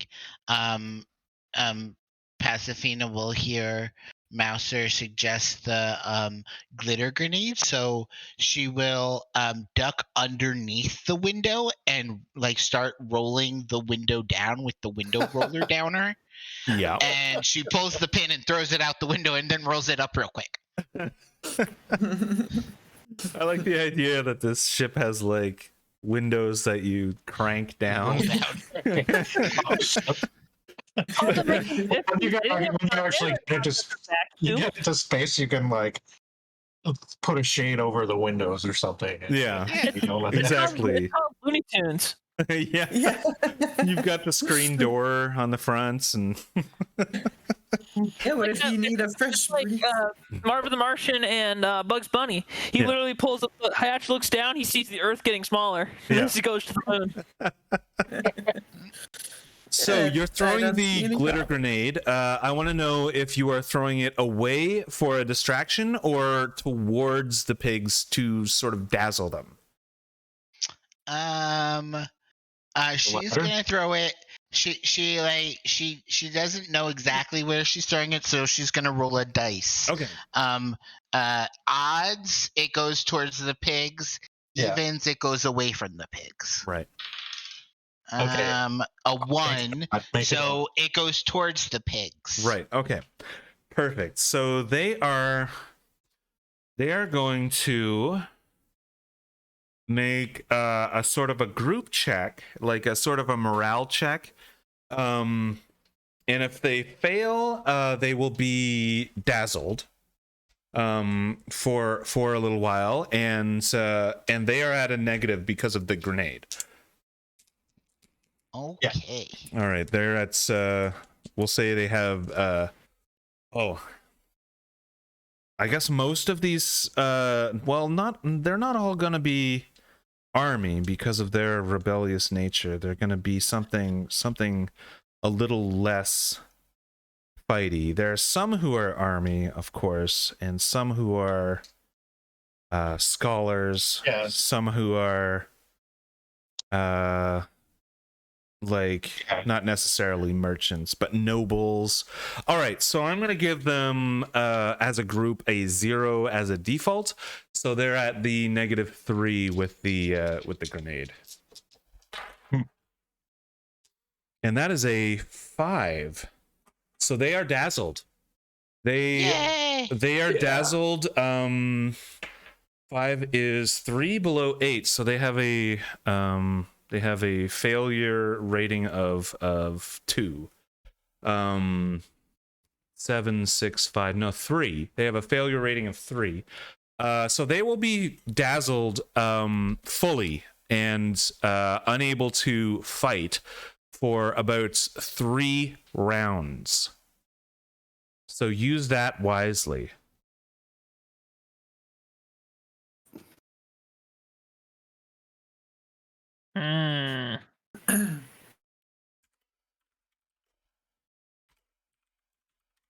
Shoot. EST will say, let's go. And pick up Pasavina, put her in her chair, spin her around on my back, and away we go. Down the ramp. Oh, it's okay. I can stay in the vehicle. Handing her bag to her. All right, so you are going to move. And you can. Well, they're all dazzled. We have 3 rounds to get in there. Yep. And yeah. Bang out, and then do something else. So. Yep, that's right. So, are you all going? Are you all going to go there, pick up the thing, and use it immediately? Yeah, I think so. Okay. EST, what do you think?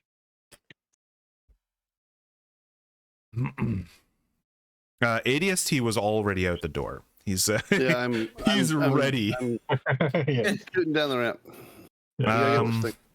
I am looking for movements. I know that there's a standard movements score. I can do 500 yard meters. 500. 500. I believe it was 30 yard meters that we could move. Right. So and what it is you can move that and fire. Oh, sorry. But it doesn't look like you're going to 6. I think it was 6 use that and fire. So you can move twice, basically. Yeah. I believe actually to think about it, it's 30 feet, right? That probably we could move in 30 units that we're using. And so you can certainly get there if you leave and dash through there. All of these pigs are dazzled. You can get there with a few seconds to spare. In fact, and with this fog of war, possibly none of the other pigs will have been alerted. Sweet. Everyone, let's go. Let's roll. Should Erickson still pilot the protect the ship, or are we just running in? Nope, we're going in because. So this is James talking. Once we get to the pyramid, we can't take it with us. We got to use it, and that way it'll come with us. Yeah. Right. Well, so we could just will it onto the ship, or we could will ourselves all back to the ship or whatever. But the idea being is that I thought we would leave this ship here, and they can do with whatever, and we will bamf ourselves back to the atomic kitten. Okay. Okay. I thought we were leaving this ship behind for. Ooh, Zen, set the auto destruct sequence. So I thought we were leaving the atomic kitten behind, so we could potentially use it to really get away. But well, the atomic kitten it's Pasafina's ship, right? So yeah. And also Erickson can pilot the. I'm just assuming that the atomic kitten is kind of cooler than our original ship was. It's a really awesome ship. Okay. So, okay. I want to know which one you brought. It was the cat claw that you brought. No, we brought the. You brought the atomic kitten. I thought we brought the enforcer ship. Oh no, you ran back to your own ship. Yeah. Oh, then we would have brought the cat claw, and we're gonna go to the atomic kitten. Yeah, I thought we were just using the cat claw for the coolant, like stuff. Parts. Yeah. Yeah. So I thought we took the paw to where we are now, and then we're gonna go running over to the pyramid, and then use the pyramid to bamf to the atomic kitten. Right. I agree. That's what I thought had happened. You had taken the atomic kitten to the conflict zone. Yeah, but then I was confused because yeah. Okay, I was confused too.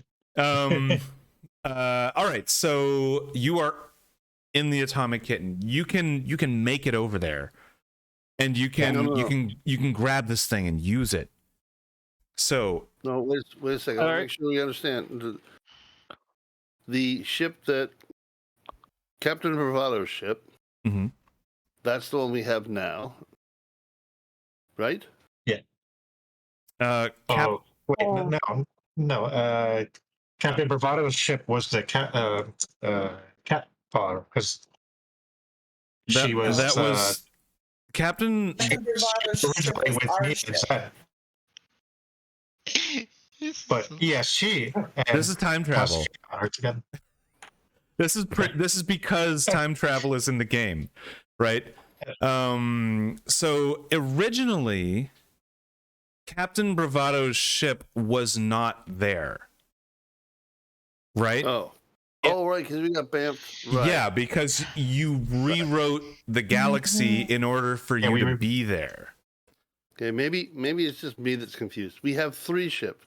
Enforcer ship, the atomic kitten, which is Pasifina's ship. Yeah. Which you brought to the conflict zone.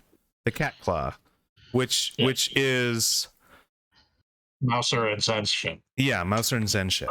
And formerly Bravado's. Yeah. Okay.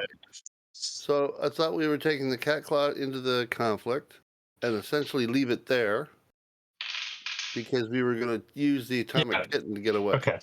All right, fair enough. Yeah, so the enforcer ship we didn't use. Okay. No, we didn't use the enforcer ship. We didn't have the parts for the special frost launcher there, so we just doubled back to our ships. Yeah. All right, so you brought the cat claw. Yeah. You can now cross the field of dazzled pigs, and because you brought the cat claw and you're trying to go to the atomic kitten, you all need to go. Yeah. Right. Oh, Unless somebody wants to stay behind for whatever reason, I don't know.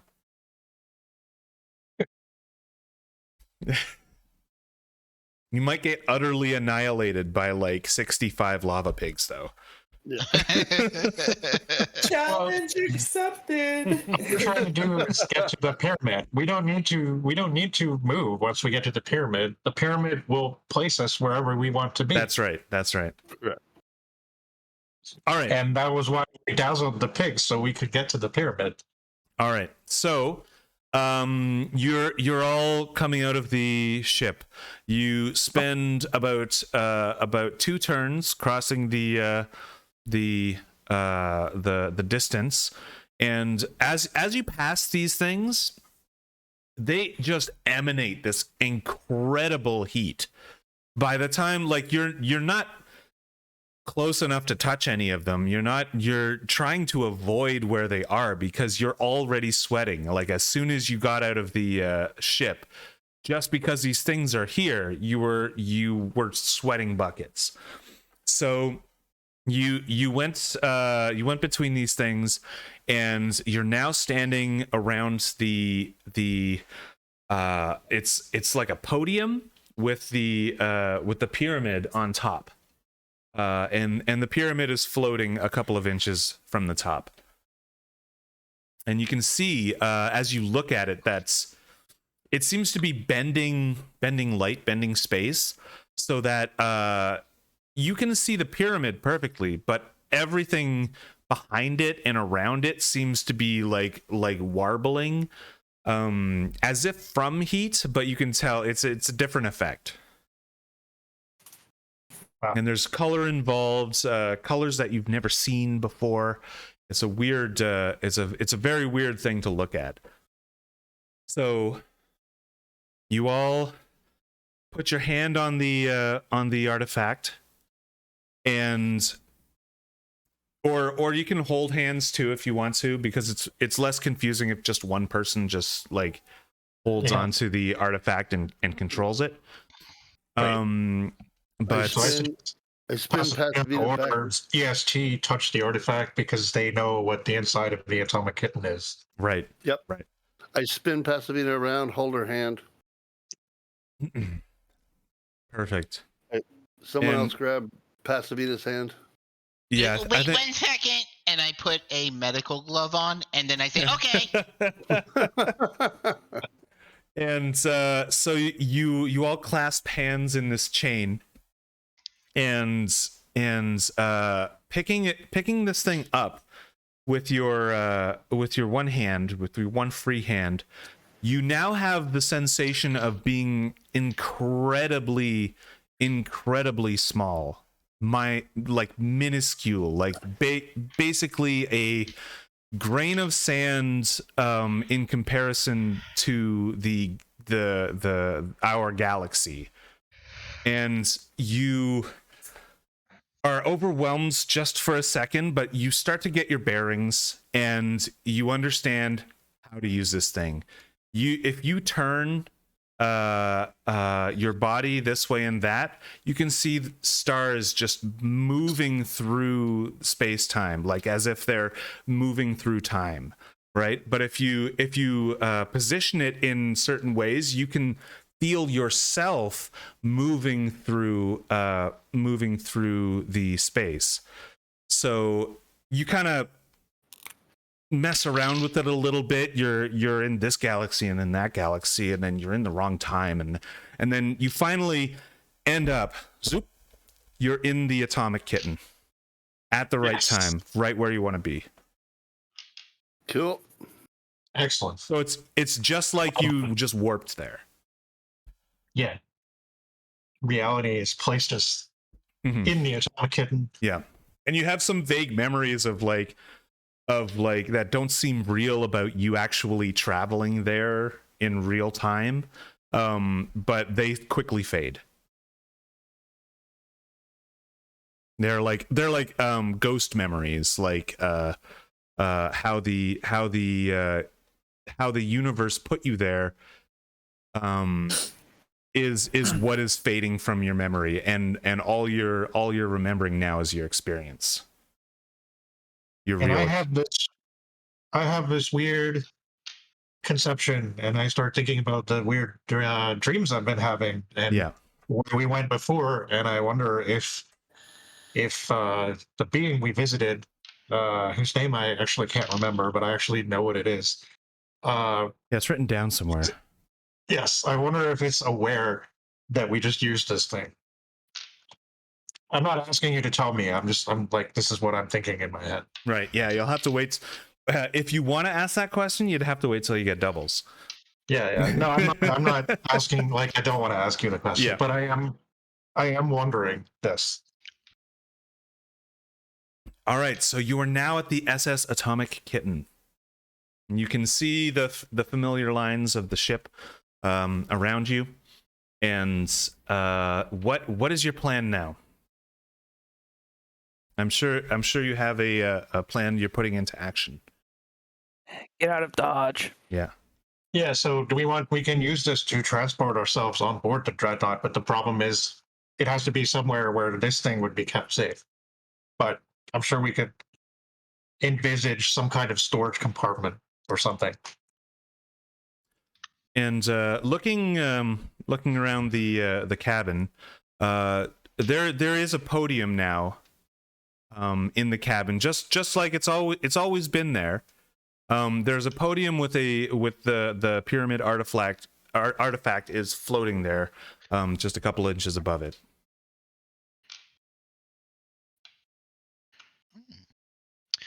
So after all of this jostling and time travel or reality shift, Pasifina releases herself from her child seat and throws up a little on the floor.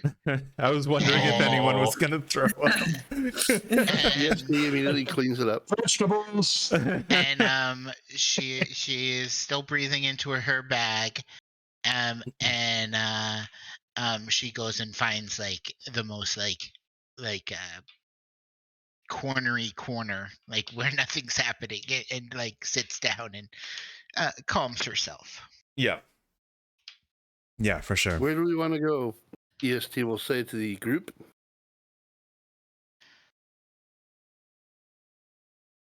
I think far away from here is a good idea. Do we want to help the Bacarakians? Good lord, that's a long word. Yeah. Mm-hmm.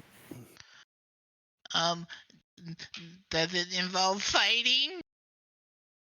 From the ship, yes.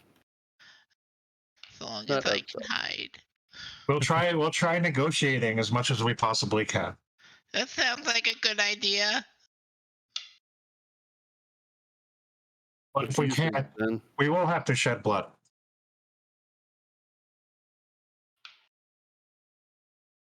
Zen Erickson, what are your thoughts?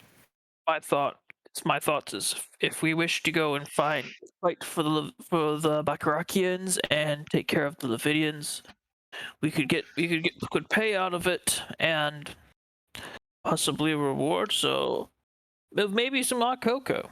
There's that, but that is up for everyone else. So I personally have no sway in the matter. If we leave, then we leave. I would personally like to go and look for prospects on a mining asteroid somewhere. But otherwise, we could very easily deal with the events here. And as Mouser hears that you want to go mining, a few distinct spots pop up in his head. I don't know if he's sharing that, but he is a treasure hunter, and he knows the places where void diamonds are, and these kinds of things. Yeah, well, I mean, I'm certainly all for that. We also have this giant ship looming not too far away, though. I would like to take a look at it. All right. For sure. What do you think, Zen? Yeah. There'll be time for exploiting this planet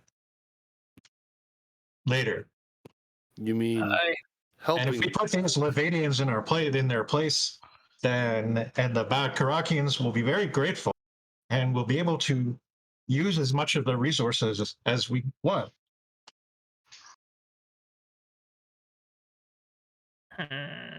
He kind of hums as he folds his arms. I mean, they should already be fairly grateful to us, but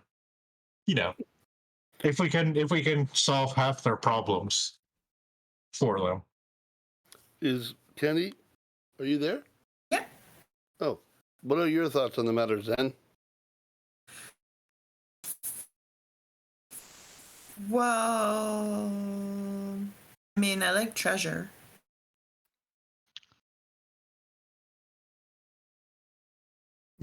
But I guess not everybody does. Well, it seems like a faction of our party actually wants to go treasure hunting, and part of our party wants to sort out what's here, and or sort out the conflict here, and or go to the Levadian dreadnought. Yeah. See, here's my feeling about it is I want to go treasure hunting, but I want us to go treasure hunting when we are in a position of power. Why don't we just go to a planet full of like soft pillows?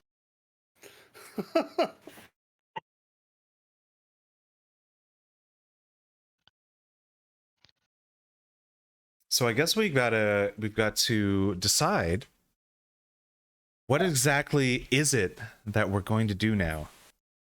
Does staying here and resolving the current conflict involves more shooting? It does. Yes. I vote for this. Also, staying and solving something, getting some kind of closure on a plot thread will net you closure points. Oh, yeah. If you start a new thread, you can't without resolving something, you can't necessarily get the closure points for the threads that are already open. Imagine what we could accomplish if we had that dreadnought under our control. I think if we go to the Leviathan dreadnought, we can stop the war from there. Take away their. Oh yeah. I almost guarantee that if we possessed this ship, the Levadians on the ground would probably stop fighting.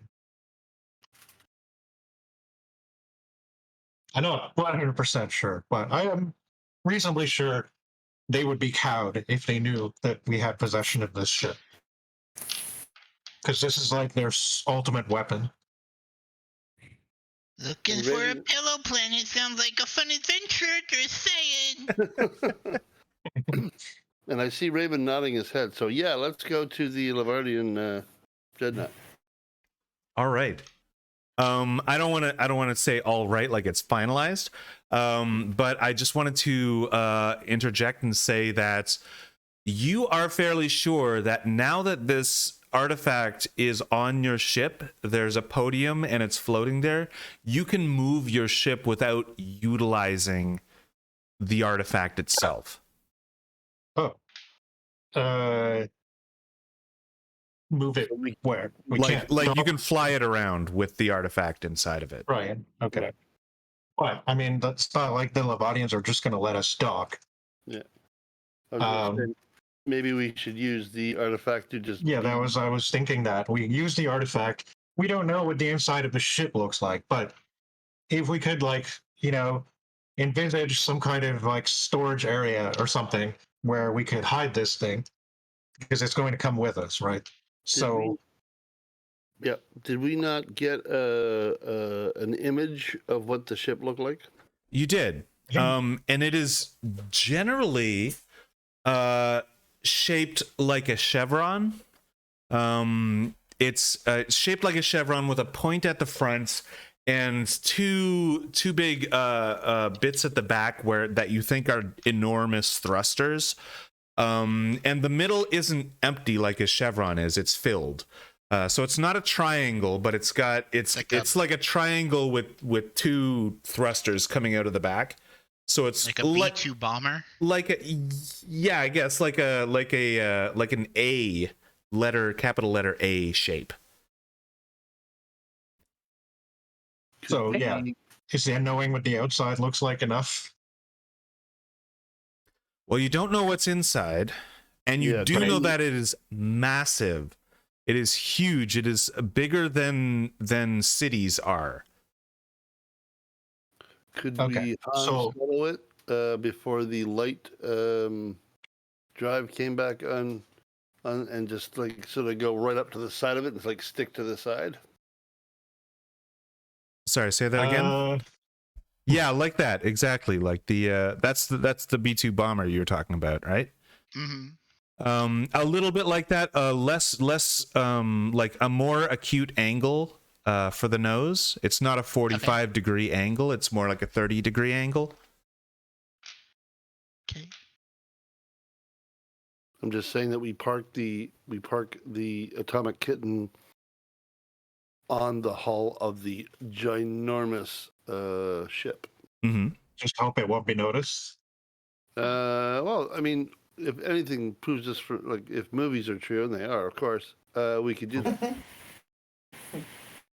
You know that it is so massive that it would take a lot of security, a lot of time to find anything. It'd be like a needle in a haystack finding something on the surface of that thing. Okay. Fair enough. Couldn't we just use like a sensor roll to just do a preliminary scan to find an entrance? Once we got there, that would be a very good idea. Well, they'd definitely register a drop in pressure on the hull. I mean, you would think anyway. Nah, it's just an anomaly. They tap the screen, they go back to normal. It'd be fine. Yeah, exactly. You know, some prisoner that they have is gonna just swipe the notification off the screen, and yeah, we can.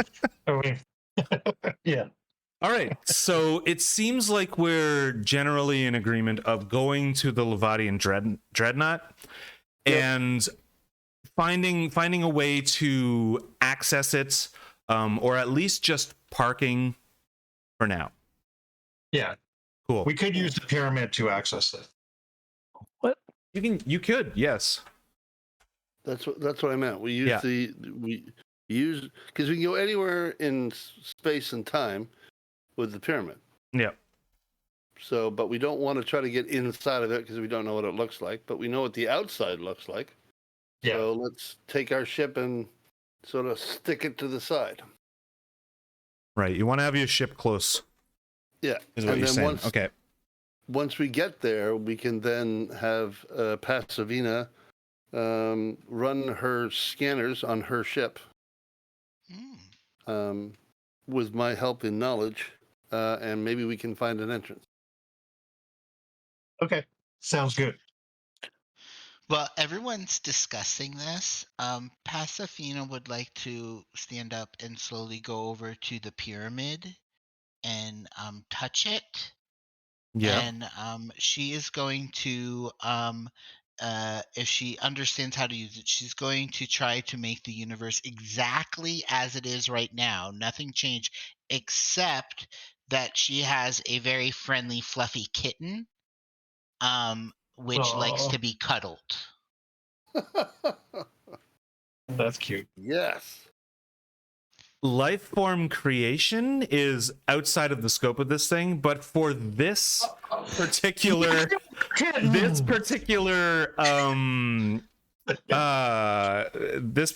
instance, I'm gonna allow it. And she goes back and cuddles the kitten back and tries to relieve more stress at the thought of going towards this big ship. Could I narrate it just for a second? Yeah. If I could? Yeah. Pasavina walks over to the triangles. We all see her do it. We're going, no! And she disappears for a blink. And then she comes back, and she has a kitten in her hands, and she walks over to the corner, and she says, Yeah. Right. That work? Yeah, that works perfectly. That works in universe with the way that it's supposed to work. Yeah, she went to a planet that had nothing but kittens on it. Yeah. And she grabbed one and came back. It's probably that pillow planet she was talking about, right? Yeah. Exactly. Yeah. So Think how much cats would like that planet. artifact has been used There's twice a whole bunch this of pillows session. and There we go. boxes for cat. There's pillows and boxes for cats on a planet. Mm-hmm. And she grabbed one of the kittens from there. Yep. All right, perfect. We're gonna later learn that each time we use this, we're like releasing like high doses of radiation. we're all like we all have cancer. Yeah. It's unbeknownst to you, you are a half a centimeter shorter. Half a centimeter. Well, that's pretty good. It's worth the sacrifice. You have to get energy from somewhere. All right, so you've got your kitten. You can lift off and discuss it on the way. So I'm assuming that Erickson is piloting? Yep. Yeah, because there are like autopilots and stuff, but you don't know really what you're flying into. You want something with judgment at the helm. Erickson actually comments. He goes, robots can actually don't fare off too well. Mm-hmm. I remember one time in the mine, a robot disappeared down a mine shaft, got blown up by a natural gas line. Yeah, the synthetic being destroyed by the organic. Or I guess natural gas lines aren't organic, but they're natural. Yes, they grow out of the ground. They must be natural. Yeah, that's right. There's only one organic gas on this planet, and those are the Bacharachans. All right. Oh. So you take off, and it makes a cool sound. It's like and it lifts up, and you start flying up into the air. You can see below you the conflict, and it quickly disappears behind you as it just fades into a small dot, and then you can't even see it anymore. And you are going to the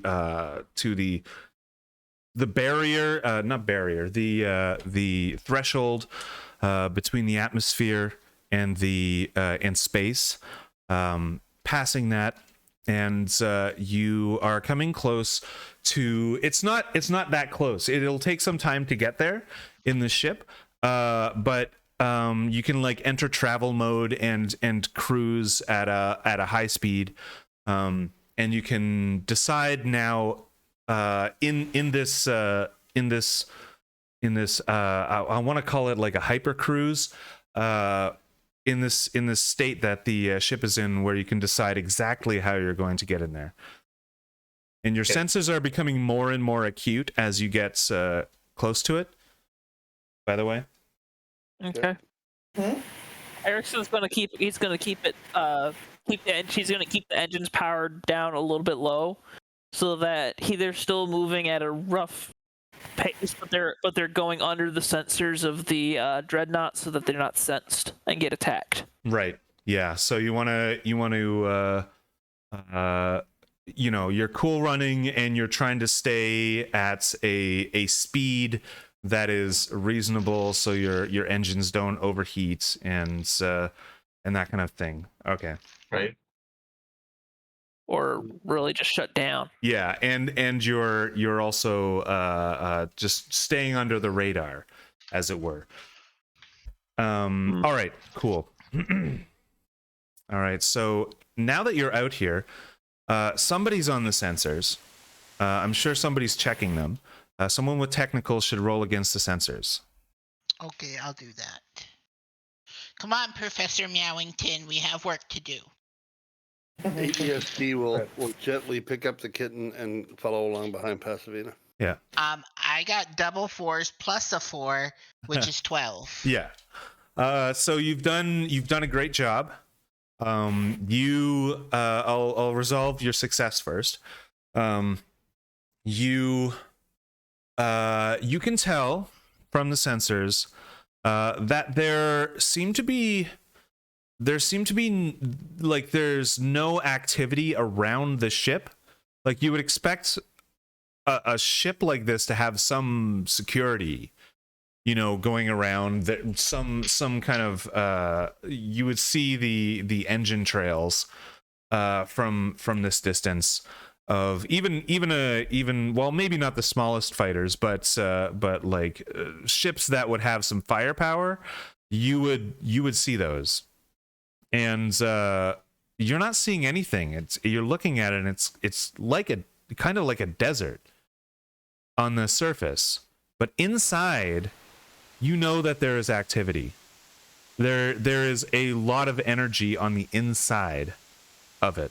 you're able to sort of peek through some like broken cracks and stuff with your sensors, and you can tell that there's definitely things inside, and they're living, and the machinery is working, and that kind of thing. So you're heading into somewhere that is how do you say it? It's used. They're using it. It's yeah. So can we I don't know what we use sorry, to but attach the I ship, wanted some to. kind of magnetic clamps or whatever, but can we find some area of the ship that where there doesn't seem to be a lot of activity? I mean, I'm assuming we're getting energy readings from our scanners. Yeah, That's close up. you can definitely do that. First, I want to resolve the doubles, the boon that Amy got, and you can choose to, do something out of game, ask me a question, something like that, or you can choose to somehow make that scan better. Okay, who's doing this? Amy? Amy, yeah. And if you have suggestions, go ahead. You guys can talk about it.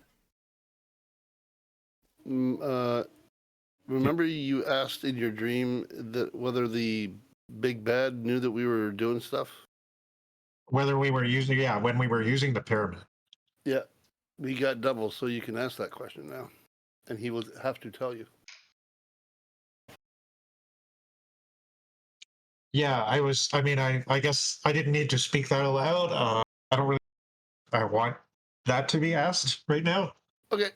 Although it is something that I think we should keep in mind. Yep. But I have some weird premonitions. Mouser does Mouser. Do it. I think we should make the scan better. Okay, let's do that. All right. So you have made the scan better. You have done this so well. You had some inspiration, and you actually got under the scanner and made it better, made it more specific to what you were doing. And you rewired it or put a new crystal in it that was more suitable. So now you know.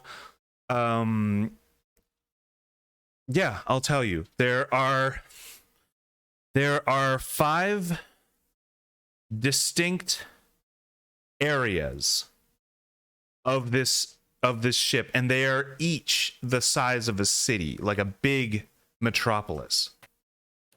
So it's basically 5 cities all stuck together. One is in the tip of the chevron. There's one in each of the thruster areas. There is one between the thruster areas, and there is the final one is like a buffer between them all.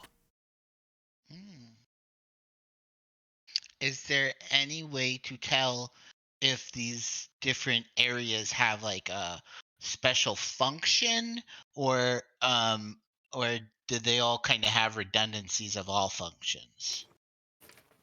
Well, you don't know. You don't know that.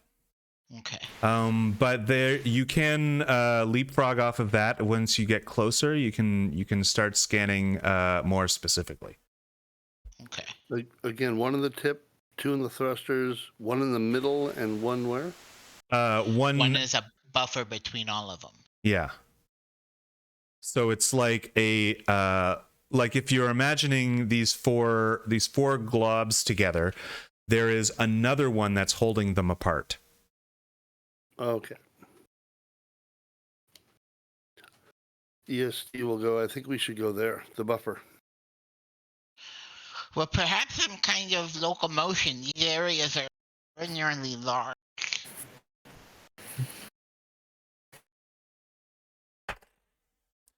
Maybe the one that's in the buffer one is the one that that might be the one.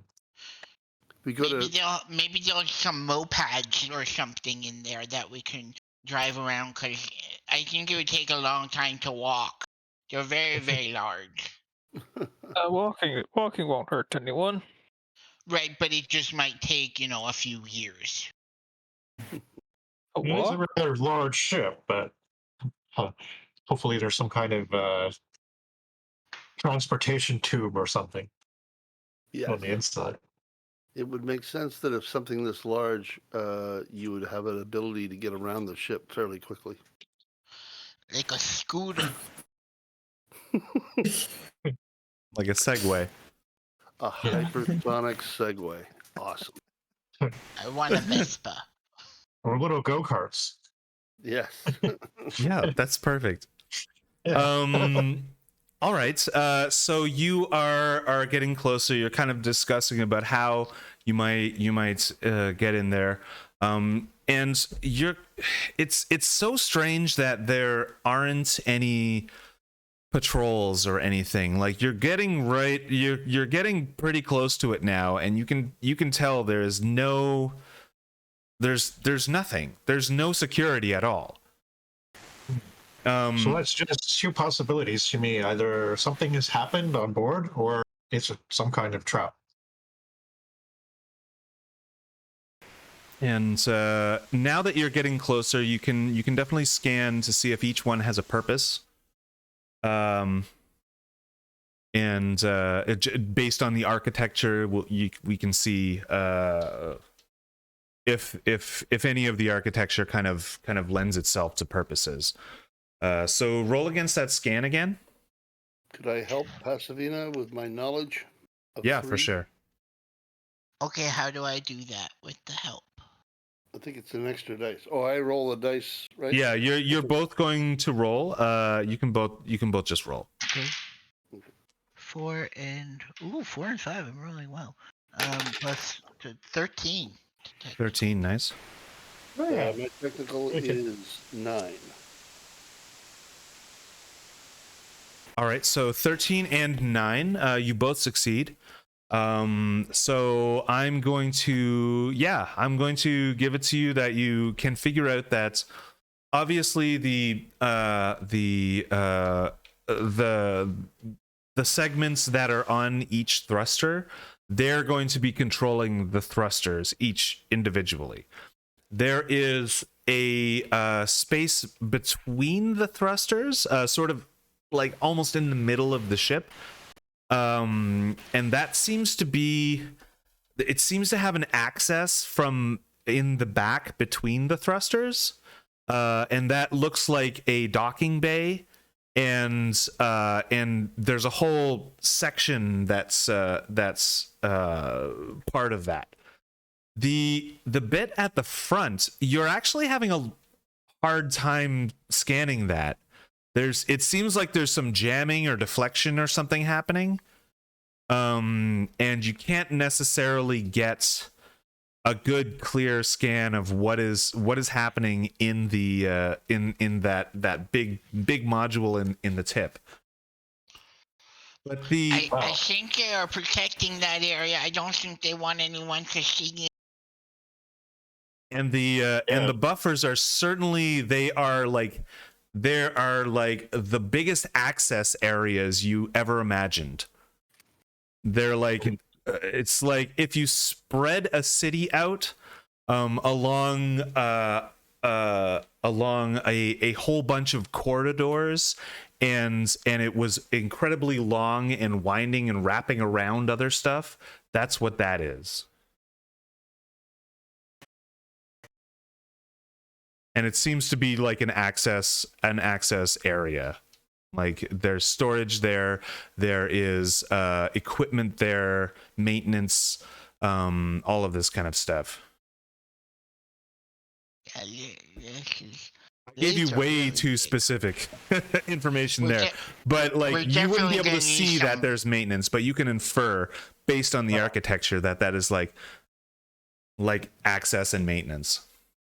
We're definitely gonna need scooters. And there might be scooters there, yeah. Hey, yeah. Hopefully.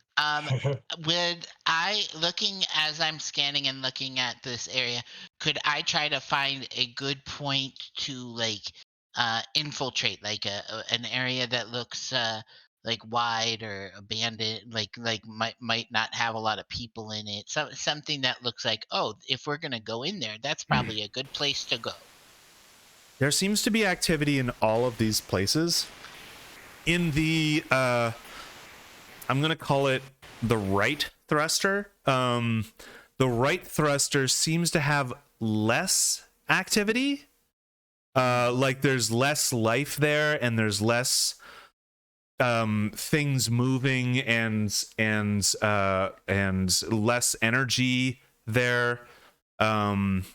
So there is this one space that stands out as you could possibly get in more easily without being detected there. This is where we should. And I'll point to the monitor. Mm-hmm. Can you show it to Erickson? Where? Yeah, I point exactly on the monitor, like I gather everyone. I'm explaining what the scan is coming up and everything, and this is this, this is this. This area seems to be shielded, and I say this area would be the best infiltration point. Right. It sounds like JM has his person who has arrived. Sorry, can we take our like 5 or 10 minute break now? Okay. Because my friend's actually here now, and I have to. Hi, friend. Okay. Yeah, for sure. Let's take 10 minutes, and if you want to see your friend afterwards, we can. We're almost at a spot where we can stop. Yeah, I mean, I'll check back in probably 10 or 15 minutes. All right. Well, let's take 10 minutes now, and we'll wait to hear back from you. Go ahead. Did everyone see the picture of Professor Meowington? Sounds good. I did see that picture of Professor Meowington's. It's beautiful. Look at this. Look at this like little beaker in this like, I don't know, measuring cup, and this other flask with the blue in it. Yeah. And there's cheese. Did you see the cat?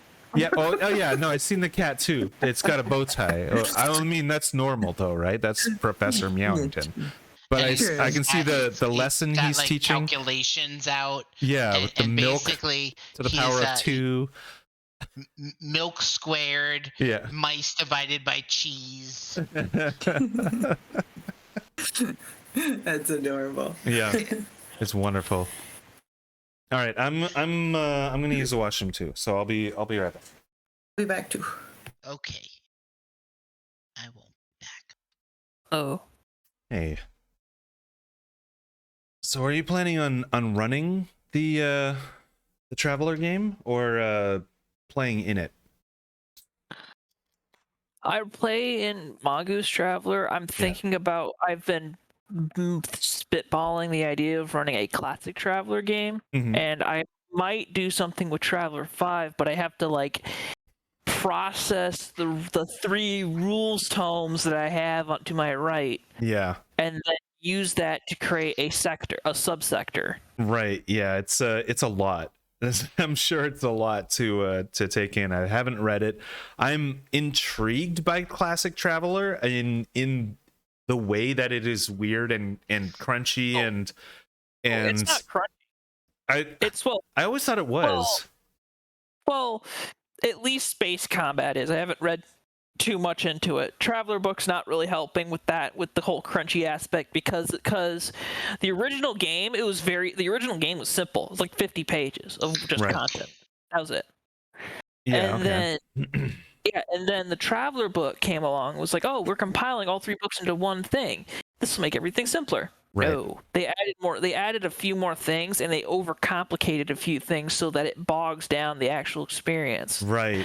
Of reading. Like, for example, in Starship Construction, they give you like all the Starship Construction you need, but the thing is like when you make a starship as an example, when you when you use a starship, there's a whole process of how starships work. Like there's like how like a docking procedure, how when you get off you have to unload all of the people from your low passage bay, then from revive everyone from that, then you have to load off your cargo, sell it, then you have to get back up and go off.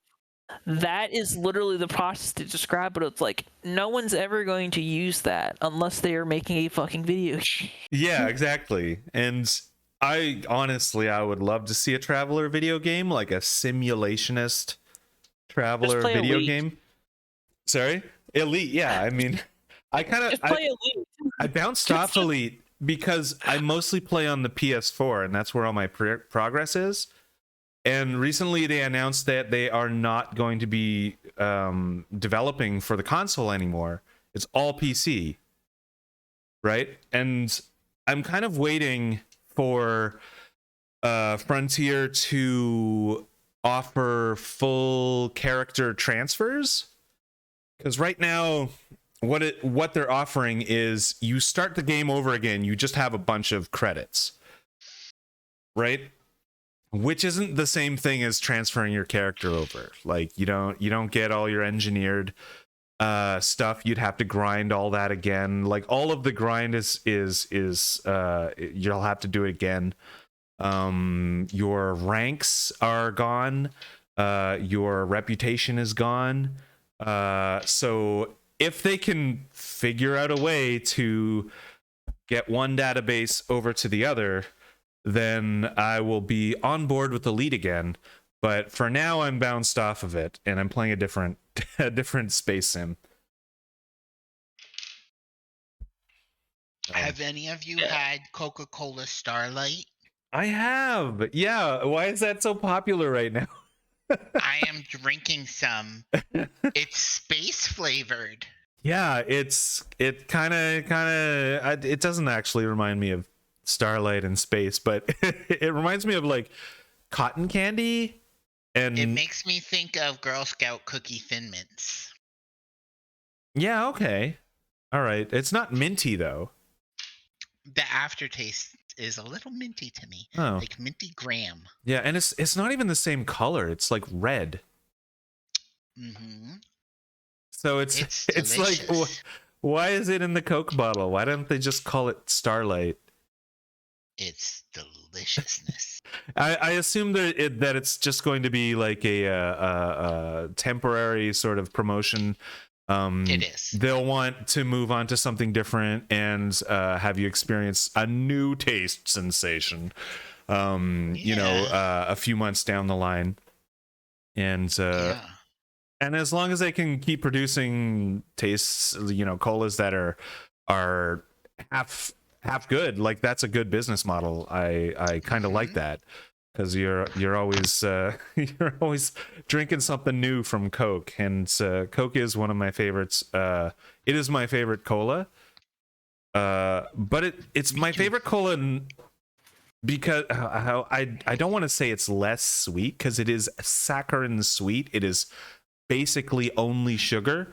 But it has like a lot more, it has a like a more complicated flavor than like Pepsi or I like the Coke Zero. Right. Yeah. Coke Zero? I actually haven't had that one. I just looked at it like, Coke Zero, it's got 0 calories. I'm off this train. Yeah, it's delicious. No, I guess I should try it then. No sugar. No, it has caffeine. It's just no sugar, and it's better than Diet Coke. Yeah. Right. So I guess I have to try that at some point then.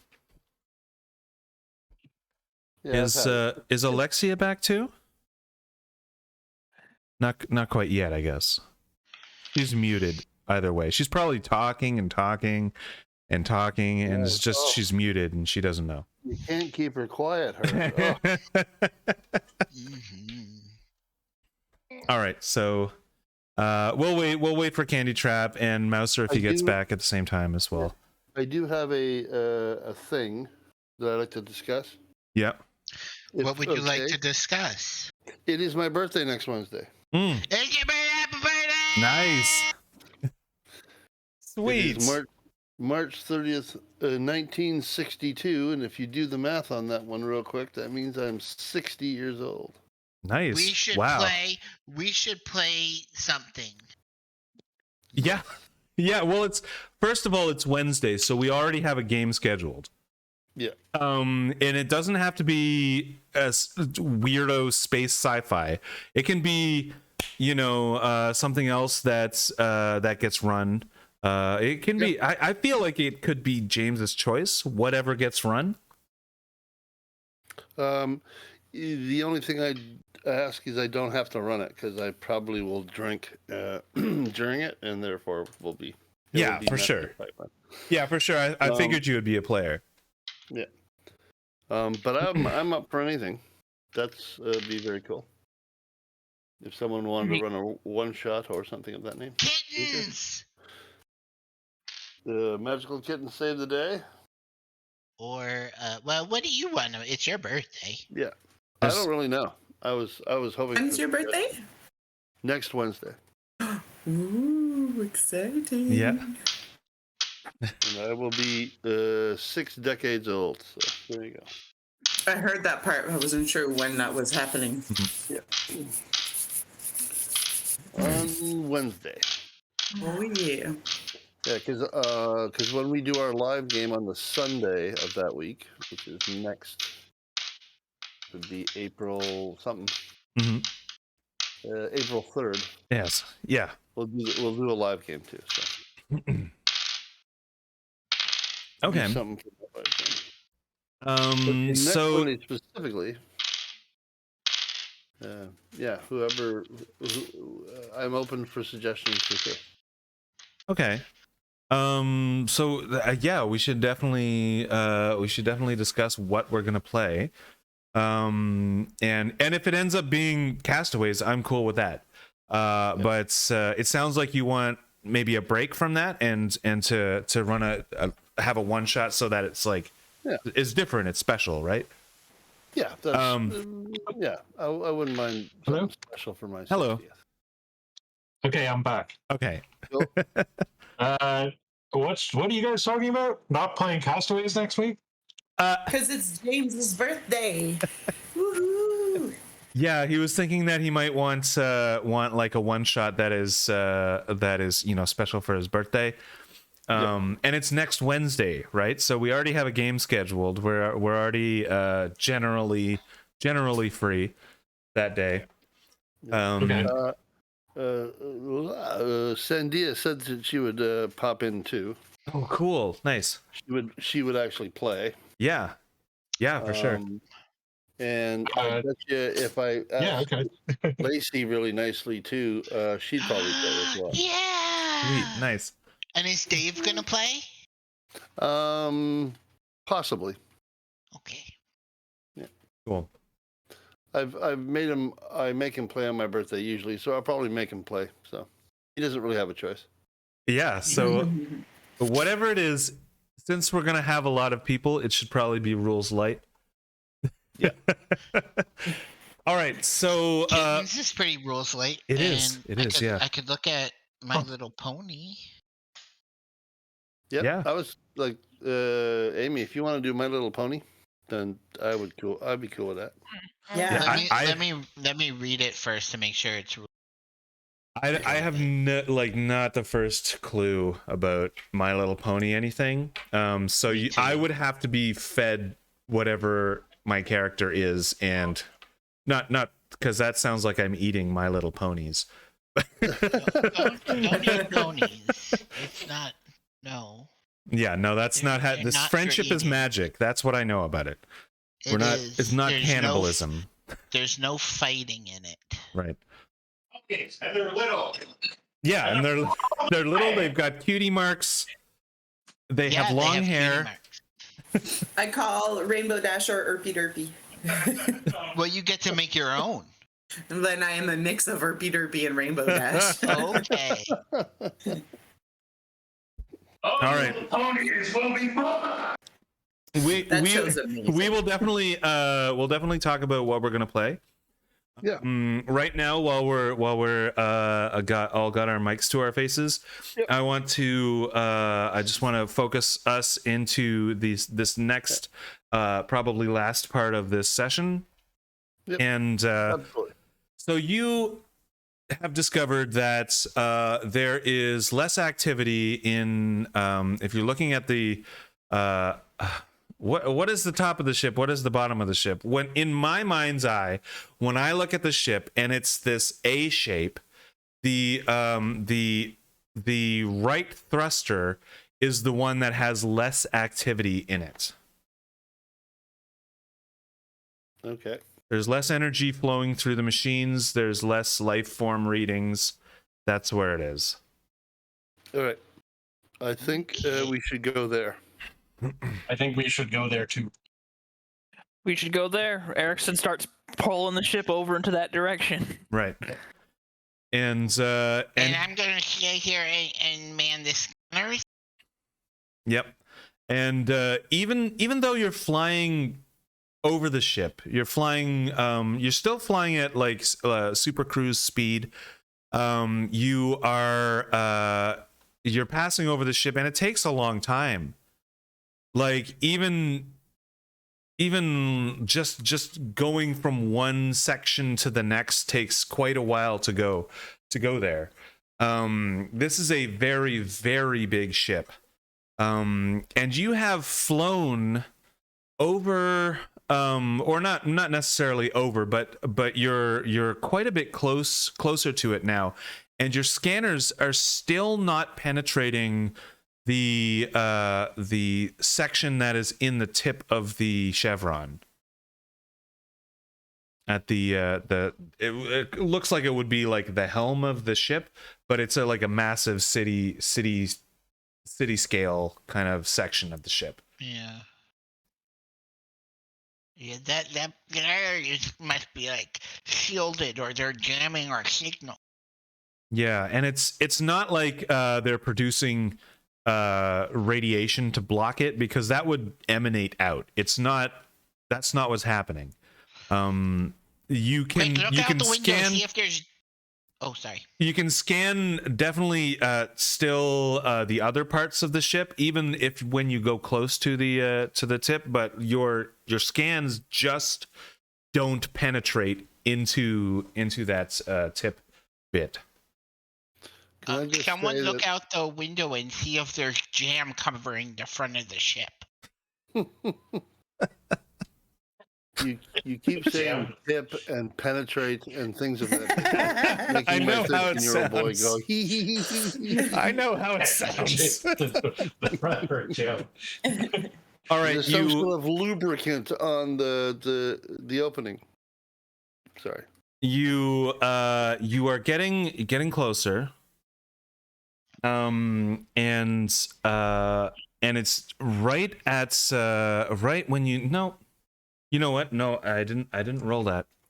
I was gonna initiate a conflict, but there was no roll to back that up, and I believe in RNG, and that should sort of narrate like carry the weight of the narrative. So scratch that. You get to to a portion of the ship that you feel that you can definitely get into. There is seems to be a leak of radiation, not like a nasty level of radiation, just your scanners are picking up that there is a leak, like maybe part of the hull is broken, and you can get in there, and this is you're right at the part of the right thruster that I was talking about before, and so you can get in there like this. The surface of the ship is like just clustered with all kinds of equipment. You know, there is equipment for miles and miles and miles on this thing. And because the surface of it seems to be like a desert, there is they're all out. Like no power is getting to any of this stuff. But you can see that there are dishes and there are like little factory units. There's little mobile units with wheels. There's all kinds of stuff on the surface that seems to have been abandoned and is disused, and is a lot of it is ruined. And you're flying over this, and it's so eerie. You know, it's like just this husk of something that used to be that is not anymore. But you get to the you get to the space where you want to be, and there is definitely a crack in the hull. There's a venting of radiation. You could scan straight down into there and find a good spot to warp into with the artifact. And one of you realizes, oh, we don't. I don't know why we were trying to scan into there to find a space, because we can just pick this thing up and find like kind of wish ourselves into a space that is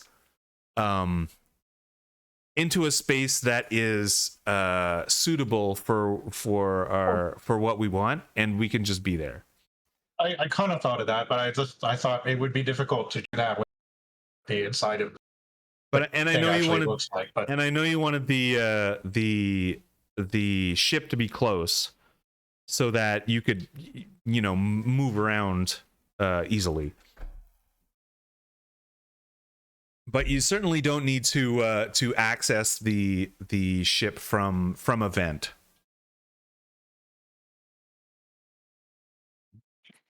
So what now? Does anyone else find it weird that they haven't done any to our presence? Yeah, it is weird. Well, I'm moving at a slower pace, but I think they should have reacted by now. And there's obviously something. And out of character, I think that we should still get in the normal way, because if you port away while you're still on the ship, that means the ship's just floating off in space. No, I'm staying in the ship. Oh, you could moor it. You know that you could you have like magnetic foot pads and stuff like that. You could definitely make sure that it is, and even if you didn't, you could like just stretch it like a rope or something and anchor it. So do we want to do that, or do we want to use the artifact? I prefer just doing it manually, because that just sounds more fun. Yeah. Let's do it manually. Maybe if we use the artifact, it will alert them. I have two minds. A part of me really wants to use this thing. Part of me doesn't. So, well, of course, if we end up needing it, it could be useful to us on board the ship. But I mean, if they never find out where we docked or where we clamped on, we can always just go back, I guess, and use it from the ship, from our ship. But AEST will say we can't really take it with us, though, unfortunately. Well, we can take it with us because we can materialize wherever we want. And that thing will come with us. It will? But we can't carry it around, though. No. As soon as you touch it, it... Yeah, no, it does its own thing. It hangs about by itself. But yeah, there's been 3 times now where you've seen it. You've seen it in 3 locations now, and it is always on a podium that is made out of the material surrounding it. Mm-hmm. Okay. Yeah, I think we should not use it then. I'm sorry, you think what? Sorry. Well, the only reason why I say that is that if if my calculations are correct, it would make itself a part of the ship, and that would be probably a bad thing. As you're all discussing this, you all notice a little hum from the device, and then Professor Meowington is next to it, and eating a bowl of tuna fish that definitely wasn't there before. Yeah. went to pop off to the store, I guess. Yeah. She just keeps. So I mean, and I'm like sort of got this like dubious expression on my face, and I'm kind of like doing something nervous. I don't know what I'm doing. Maybe I'm like chewing on something. And I'm like, I really think we need to be very careful with this artifact of ours, because don't forget, something out there wants it. Indeed. All right, so have we decided to get in the old-fashioned way? Yes. I think. All right. I think. Yeah. All right, there you're fairly near to the crack, to the vent, and I say it's a crack in a vent. I don't mean it's like a duct. What I mean is it's venting energy, right? So your sensors see it as this like glowing crack, but when you look at it, it's not dangerous. It doesn't have that much radiation. But you can definitely get in there. You've got little spacesuits with thrusters, with air access. It's rigid to help protect against the negative atmosphere, and it's also got this heating element. It's got all the stuff you want a spacesuit to have, except it's very thin. Right? It's basically spandex. So they're very compact, so that they go away in drawers. So you can each pick one of those up and get yourselves ready and fly your way over there. After mooring the ship, of course, you want to maglock that ship to the hull. Okay, yeah, Cool. we should do that. All right. I think it'd probably be best if someone stayed in. If no one else volunteers that, just keep running scans and maybe like communicate where to go. And EST picks her up, puts her in her child chair, and walks over to the exit. She is, of course, also in a spacesuit. EST is not, though.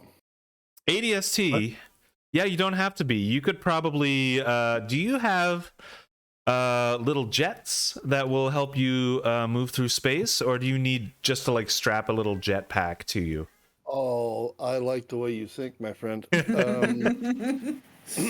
So now that you give me the opportunity, you see where the shotgun sort of comes out. It sort of goes, and then, what was the name of the character? Talking about Astro Boy? Yes, Astro Boy. That's exactly who I was thinking of. Puts his arms down, and two little energy jets come out. Right.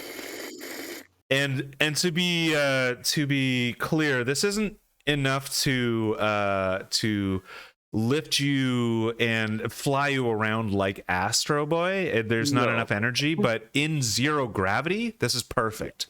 Yeah. Right. They're essentially thrusters, right? Yeah. That's cool. I don't want to break the game with all kinds of cool gadgets. But you mentioned it. I'm just agreeing. So. All right.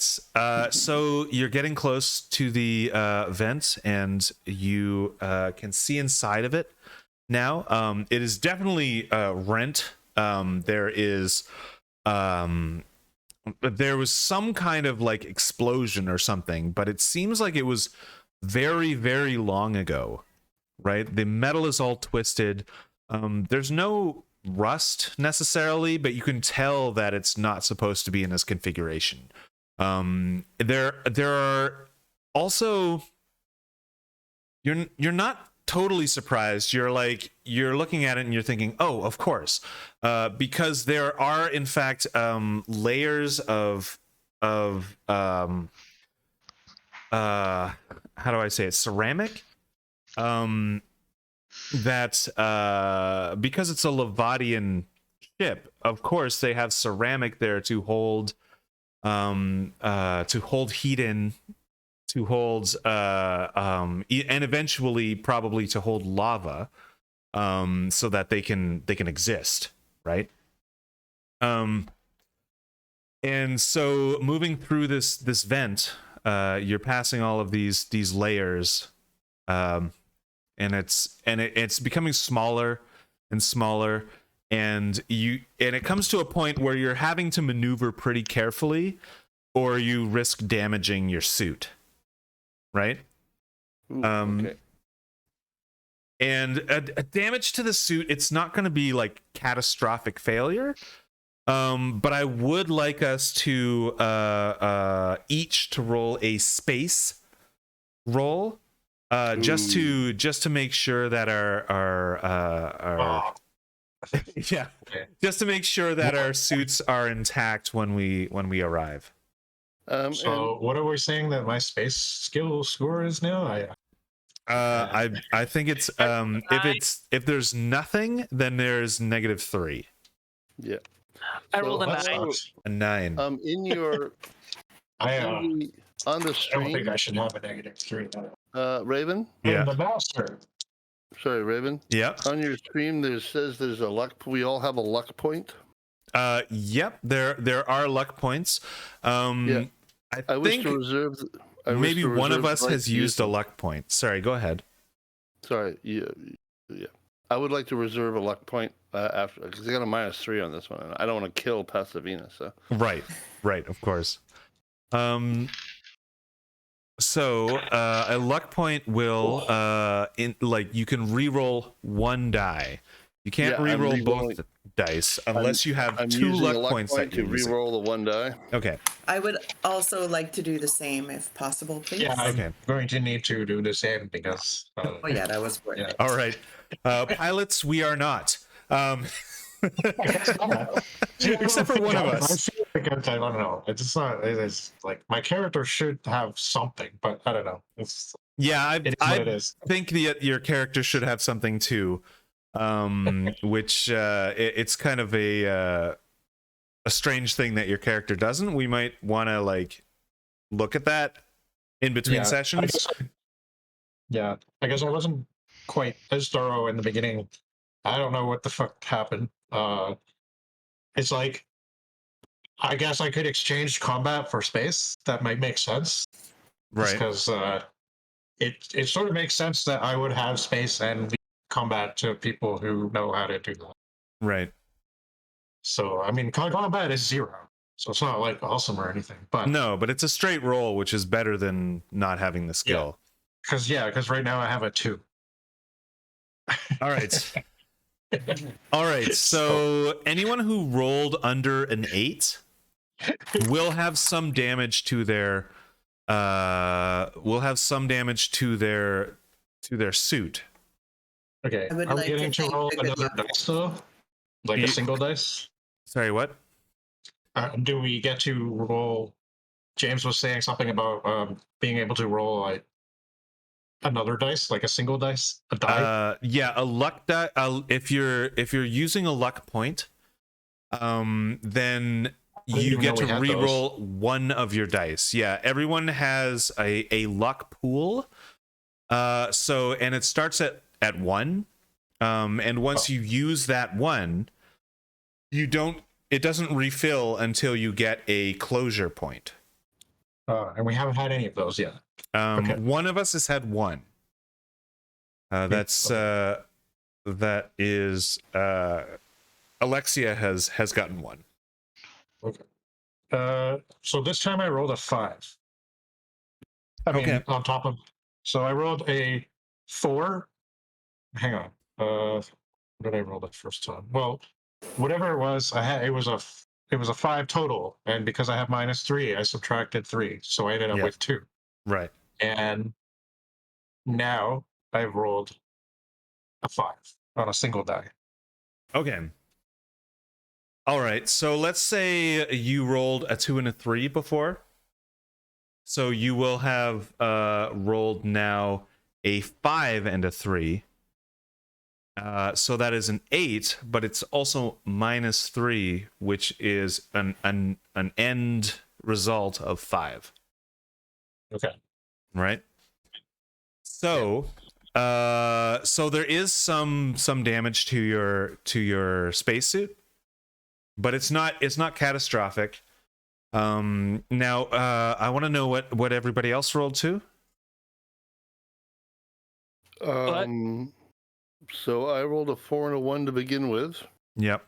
And I used my luck point to re-roll the 1, so I got a 3 and a 4. -3 is 4. Right. Okay. I rolled my initial space roll was 7 + 2, which is a 9. So Okay. did I have to roll anything else after I rolled my vac suit thing? Nope. No, that's it. Okay. Well, unless you want to use a luck point, right? And oh yeah, no, he rolled 9, so he rolled above the requisite 8. Okay. Yeah. And Alexia. I rolled a 5 and a 5 and a 3. Yeah. And I used my luck point, and then I rolled a 6 for an 11 -3, a total of 8. Nice. Woo! Okay, so and the only person not rolling is Pasifina, because I'm attached. yeah, that's right. Hyperventilating. Oh, But I want you to roll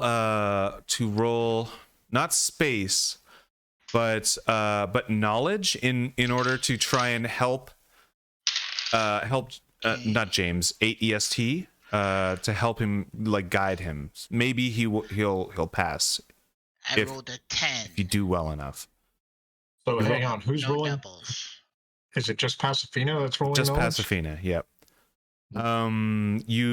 Sorry, what was that, Pasifina? 10, no doubles. 10, no doubles. Okay, so I don't think that's good enough to I think that would bump him up to a 7, probably. But that's not good enough to avoid all damage. Nobody's gotten a catastrophic failure or anything. Just mark down that your suit is a little bit damaged. And in the future, if you damage a damaged suit, then it's going to be a catastrophic failure. Yeah. Right? So let's get in there. It is you managed to squeeze through the last of this vent, and there is a ruined and obviously decompressed room here. It seems to be all made out of steel or something like steel. It's all made out of metal. There are portals. There are 2 portals in the room. There is also there's something is dead here. It is something floating in the middle of the room, and it is obviously dead. It's curled up. It's got this basically a bulbous flap for what looks like the body of it. There are long like finger-like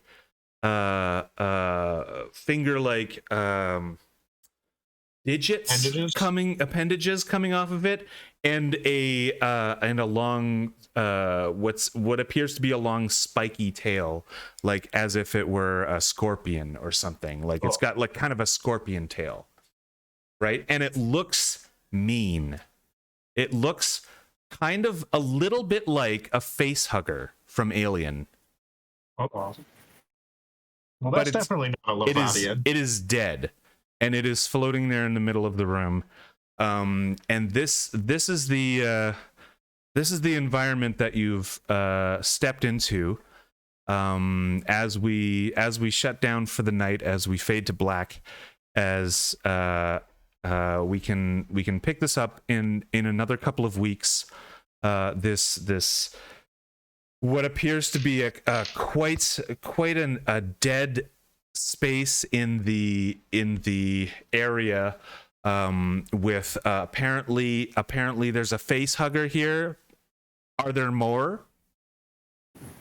I don't know. You'll have to open the next portal to find out. The deadness of it does not keep Pasifina from screaming her head off. Cool. And nobody can hear you someone scream scream in space? because you're in space. We both said the same thing. and yeah, that's coming over the radio really, really clearly, actually. Pasifina should be like when she's strapped to ADST. It's dead. It's dead. You should have like a blindfold and some headphones from like super calm music that automatically descends when you're sitting. I Yep. think. Yeah. No, it's She's the, got blinders and Enya playing. Yeah, there you go. no, it's the mask of her spacesuit. Whenever it senses fear in Pasadena, it just goes black. Yeah. Yes,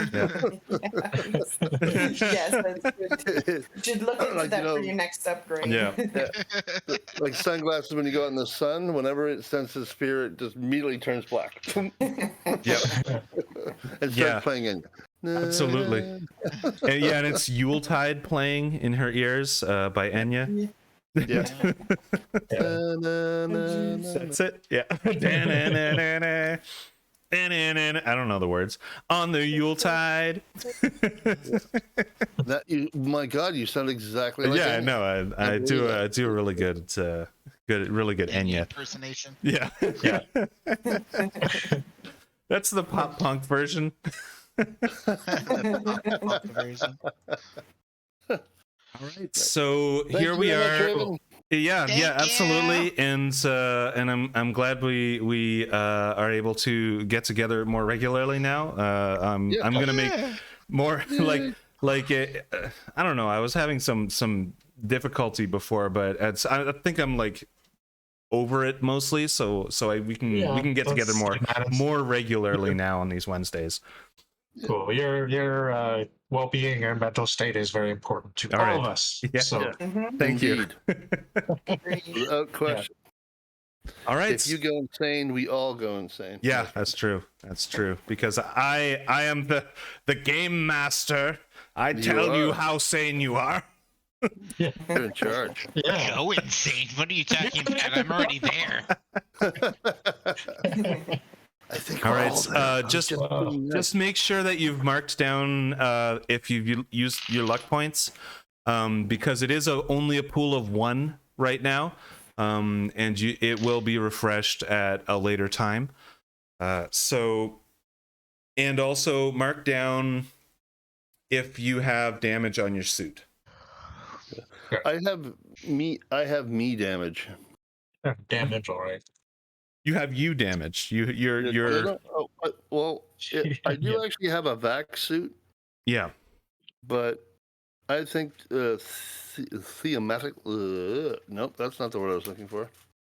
To not because I'm an android, so I wouldn't need a vac suit, but maybe one of my systems is like that, right? So Right. Because you got some damage, but you're not wearing the vac suit, right? Okay, right, that makes sense.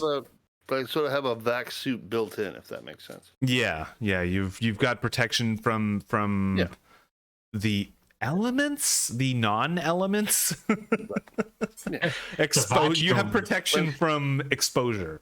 So and some of that is definitely damaged. Yeah. So I'm just saying that I am damaged. Yeah. Cool. If I get damaged, yeah. Okay. We'll figure that out. We'll figure that out. All right. And that's the game. I hope you guys all had fun. Yay! Awesome. Good to see you all again. Yeah. Yeah, it's good to see you. That was awesome. Yeah, next. Yay.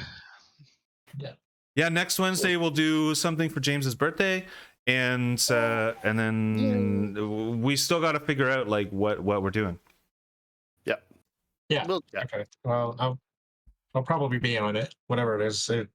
Most likely, anyway. Yeah. So. Okay. All right. Well, I'm gonna go. Okay. Yeah, I need to go as well, actually. So. Yeah, of course. You have friends. Yeah. Cool. Yeah. What's that like? Says the guy to a room full of friends, but okay, no Oh, offense sorry. taken or anything. Exactly. Anyway. All right. I'm off. I'll talk to you guys later. All right. Bye. Cheers now. Nice Bye. talking to you all. Bye. Yay. Bye. Have a good night.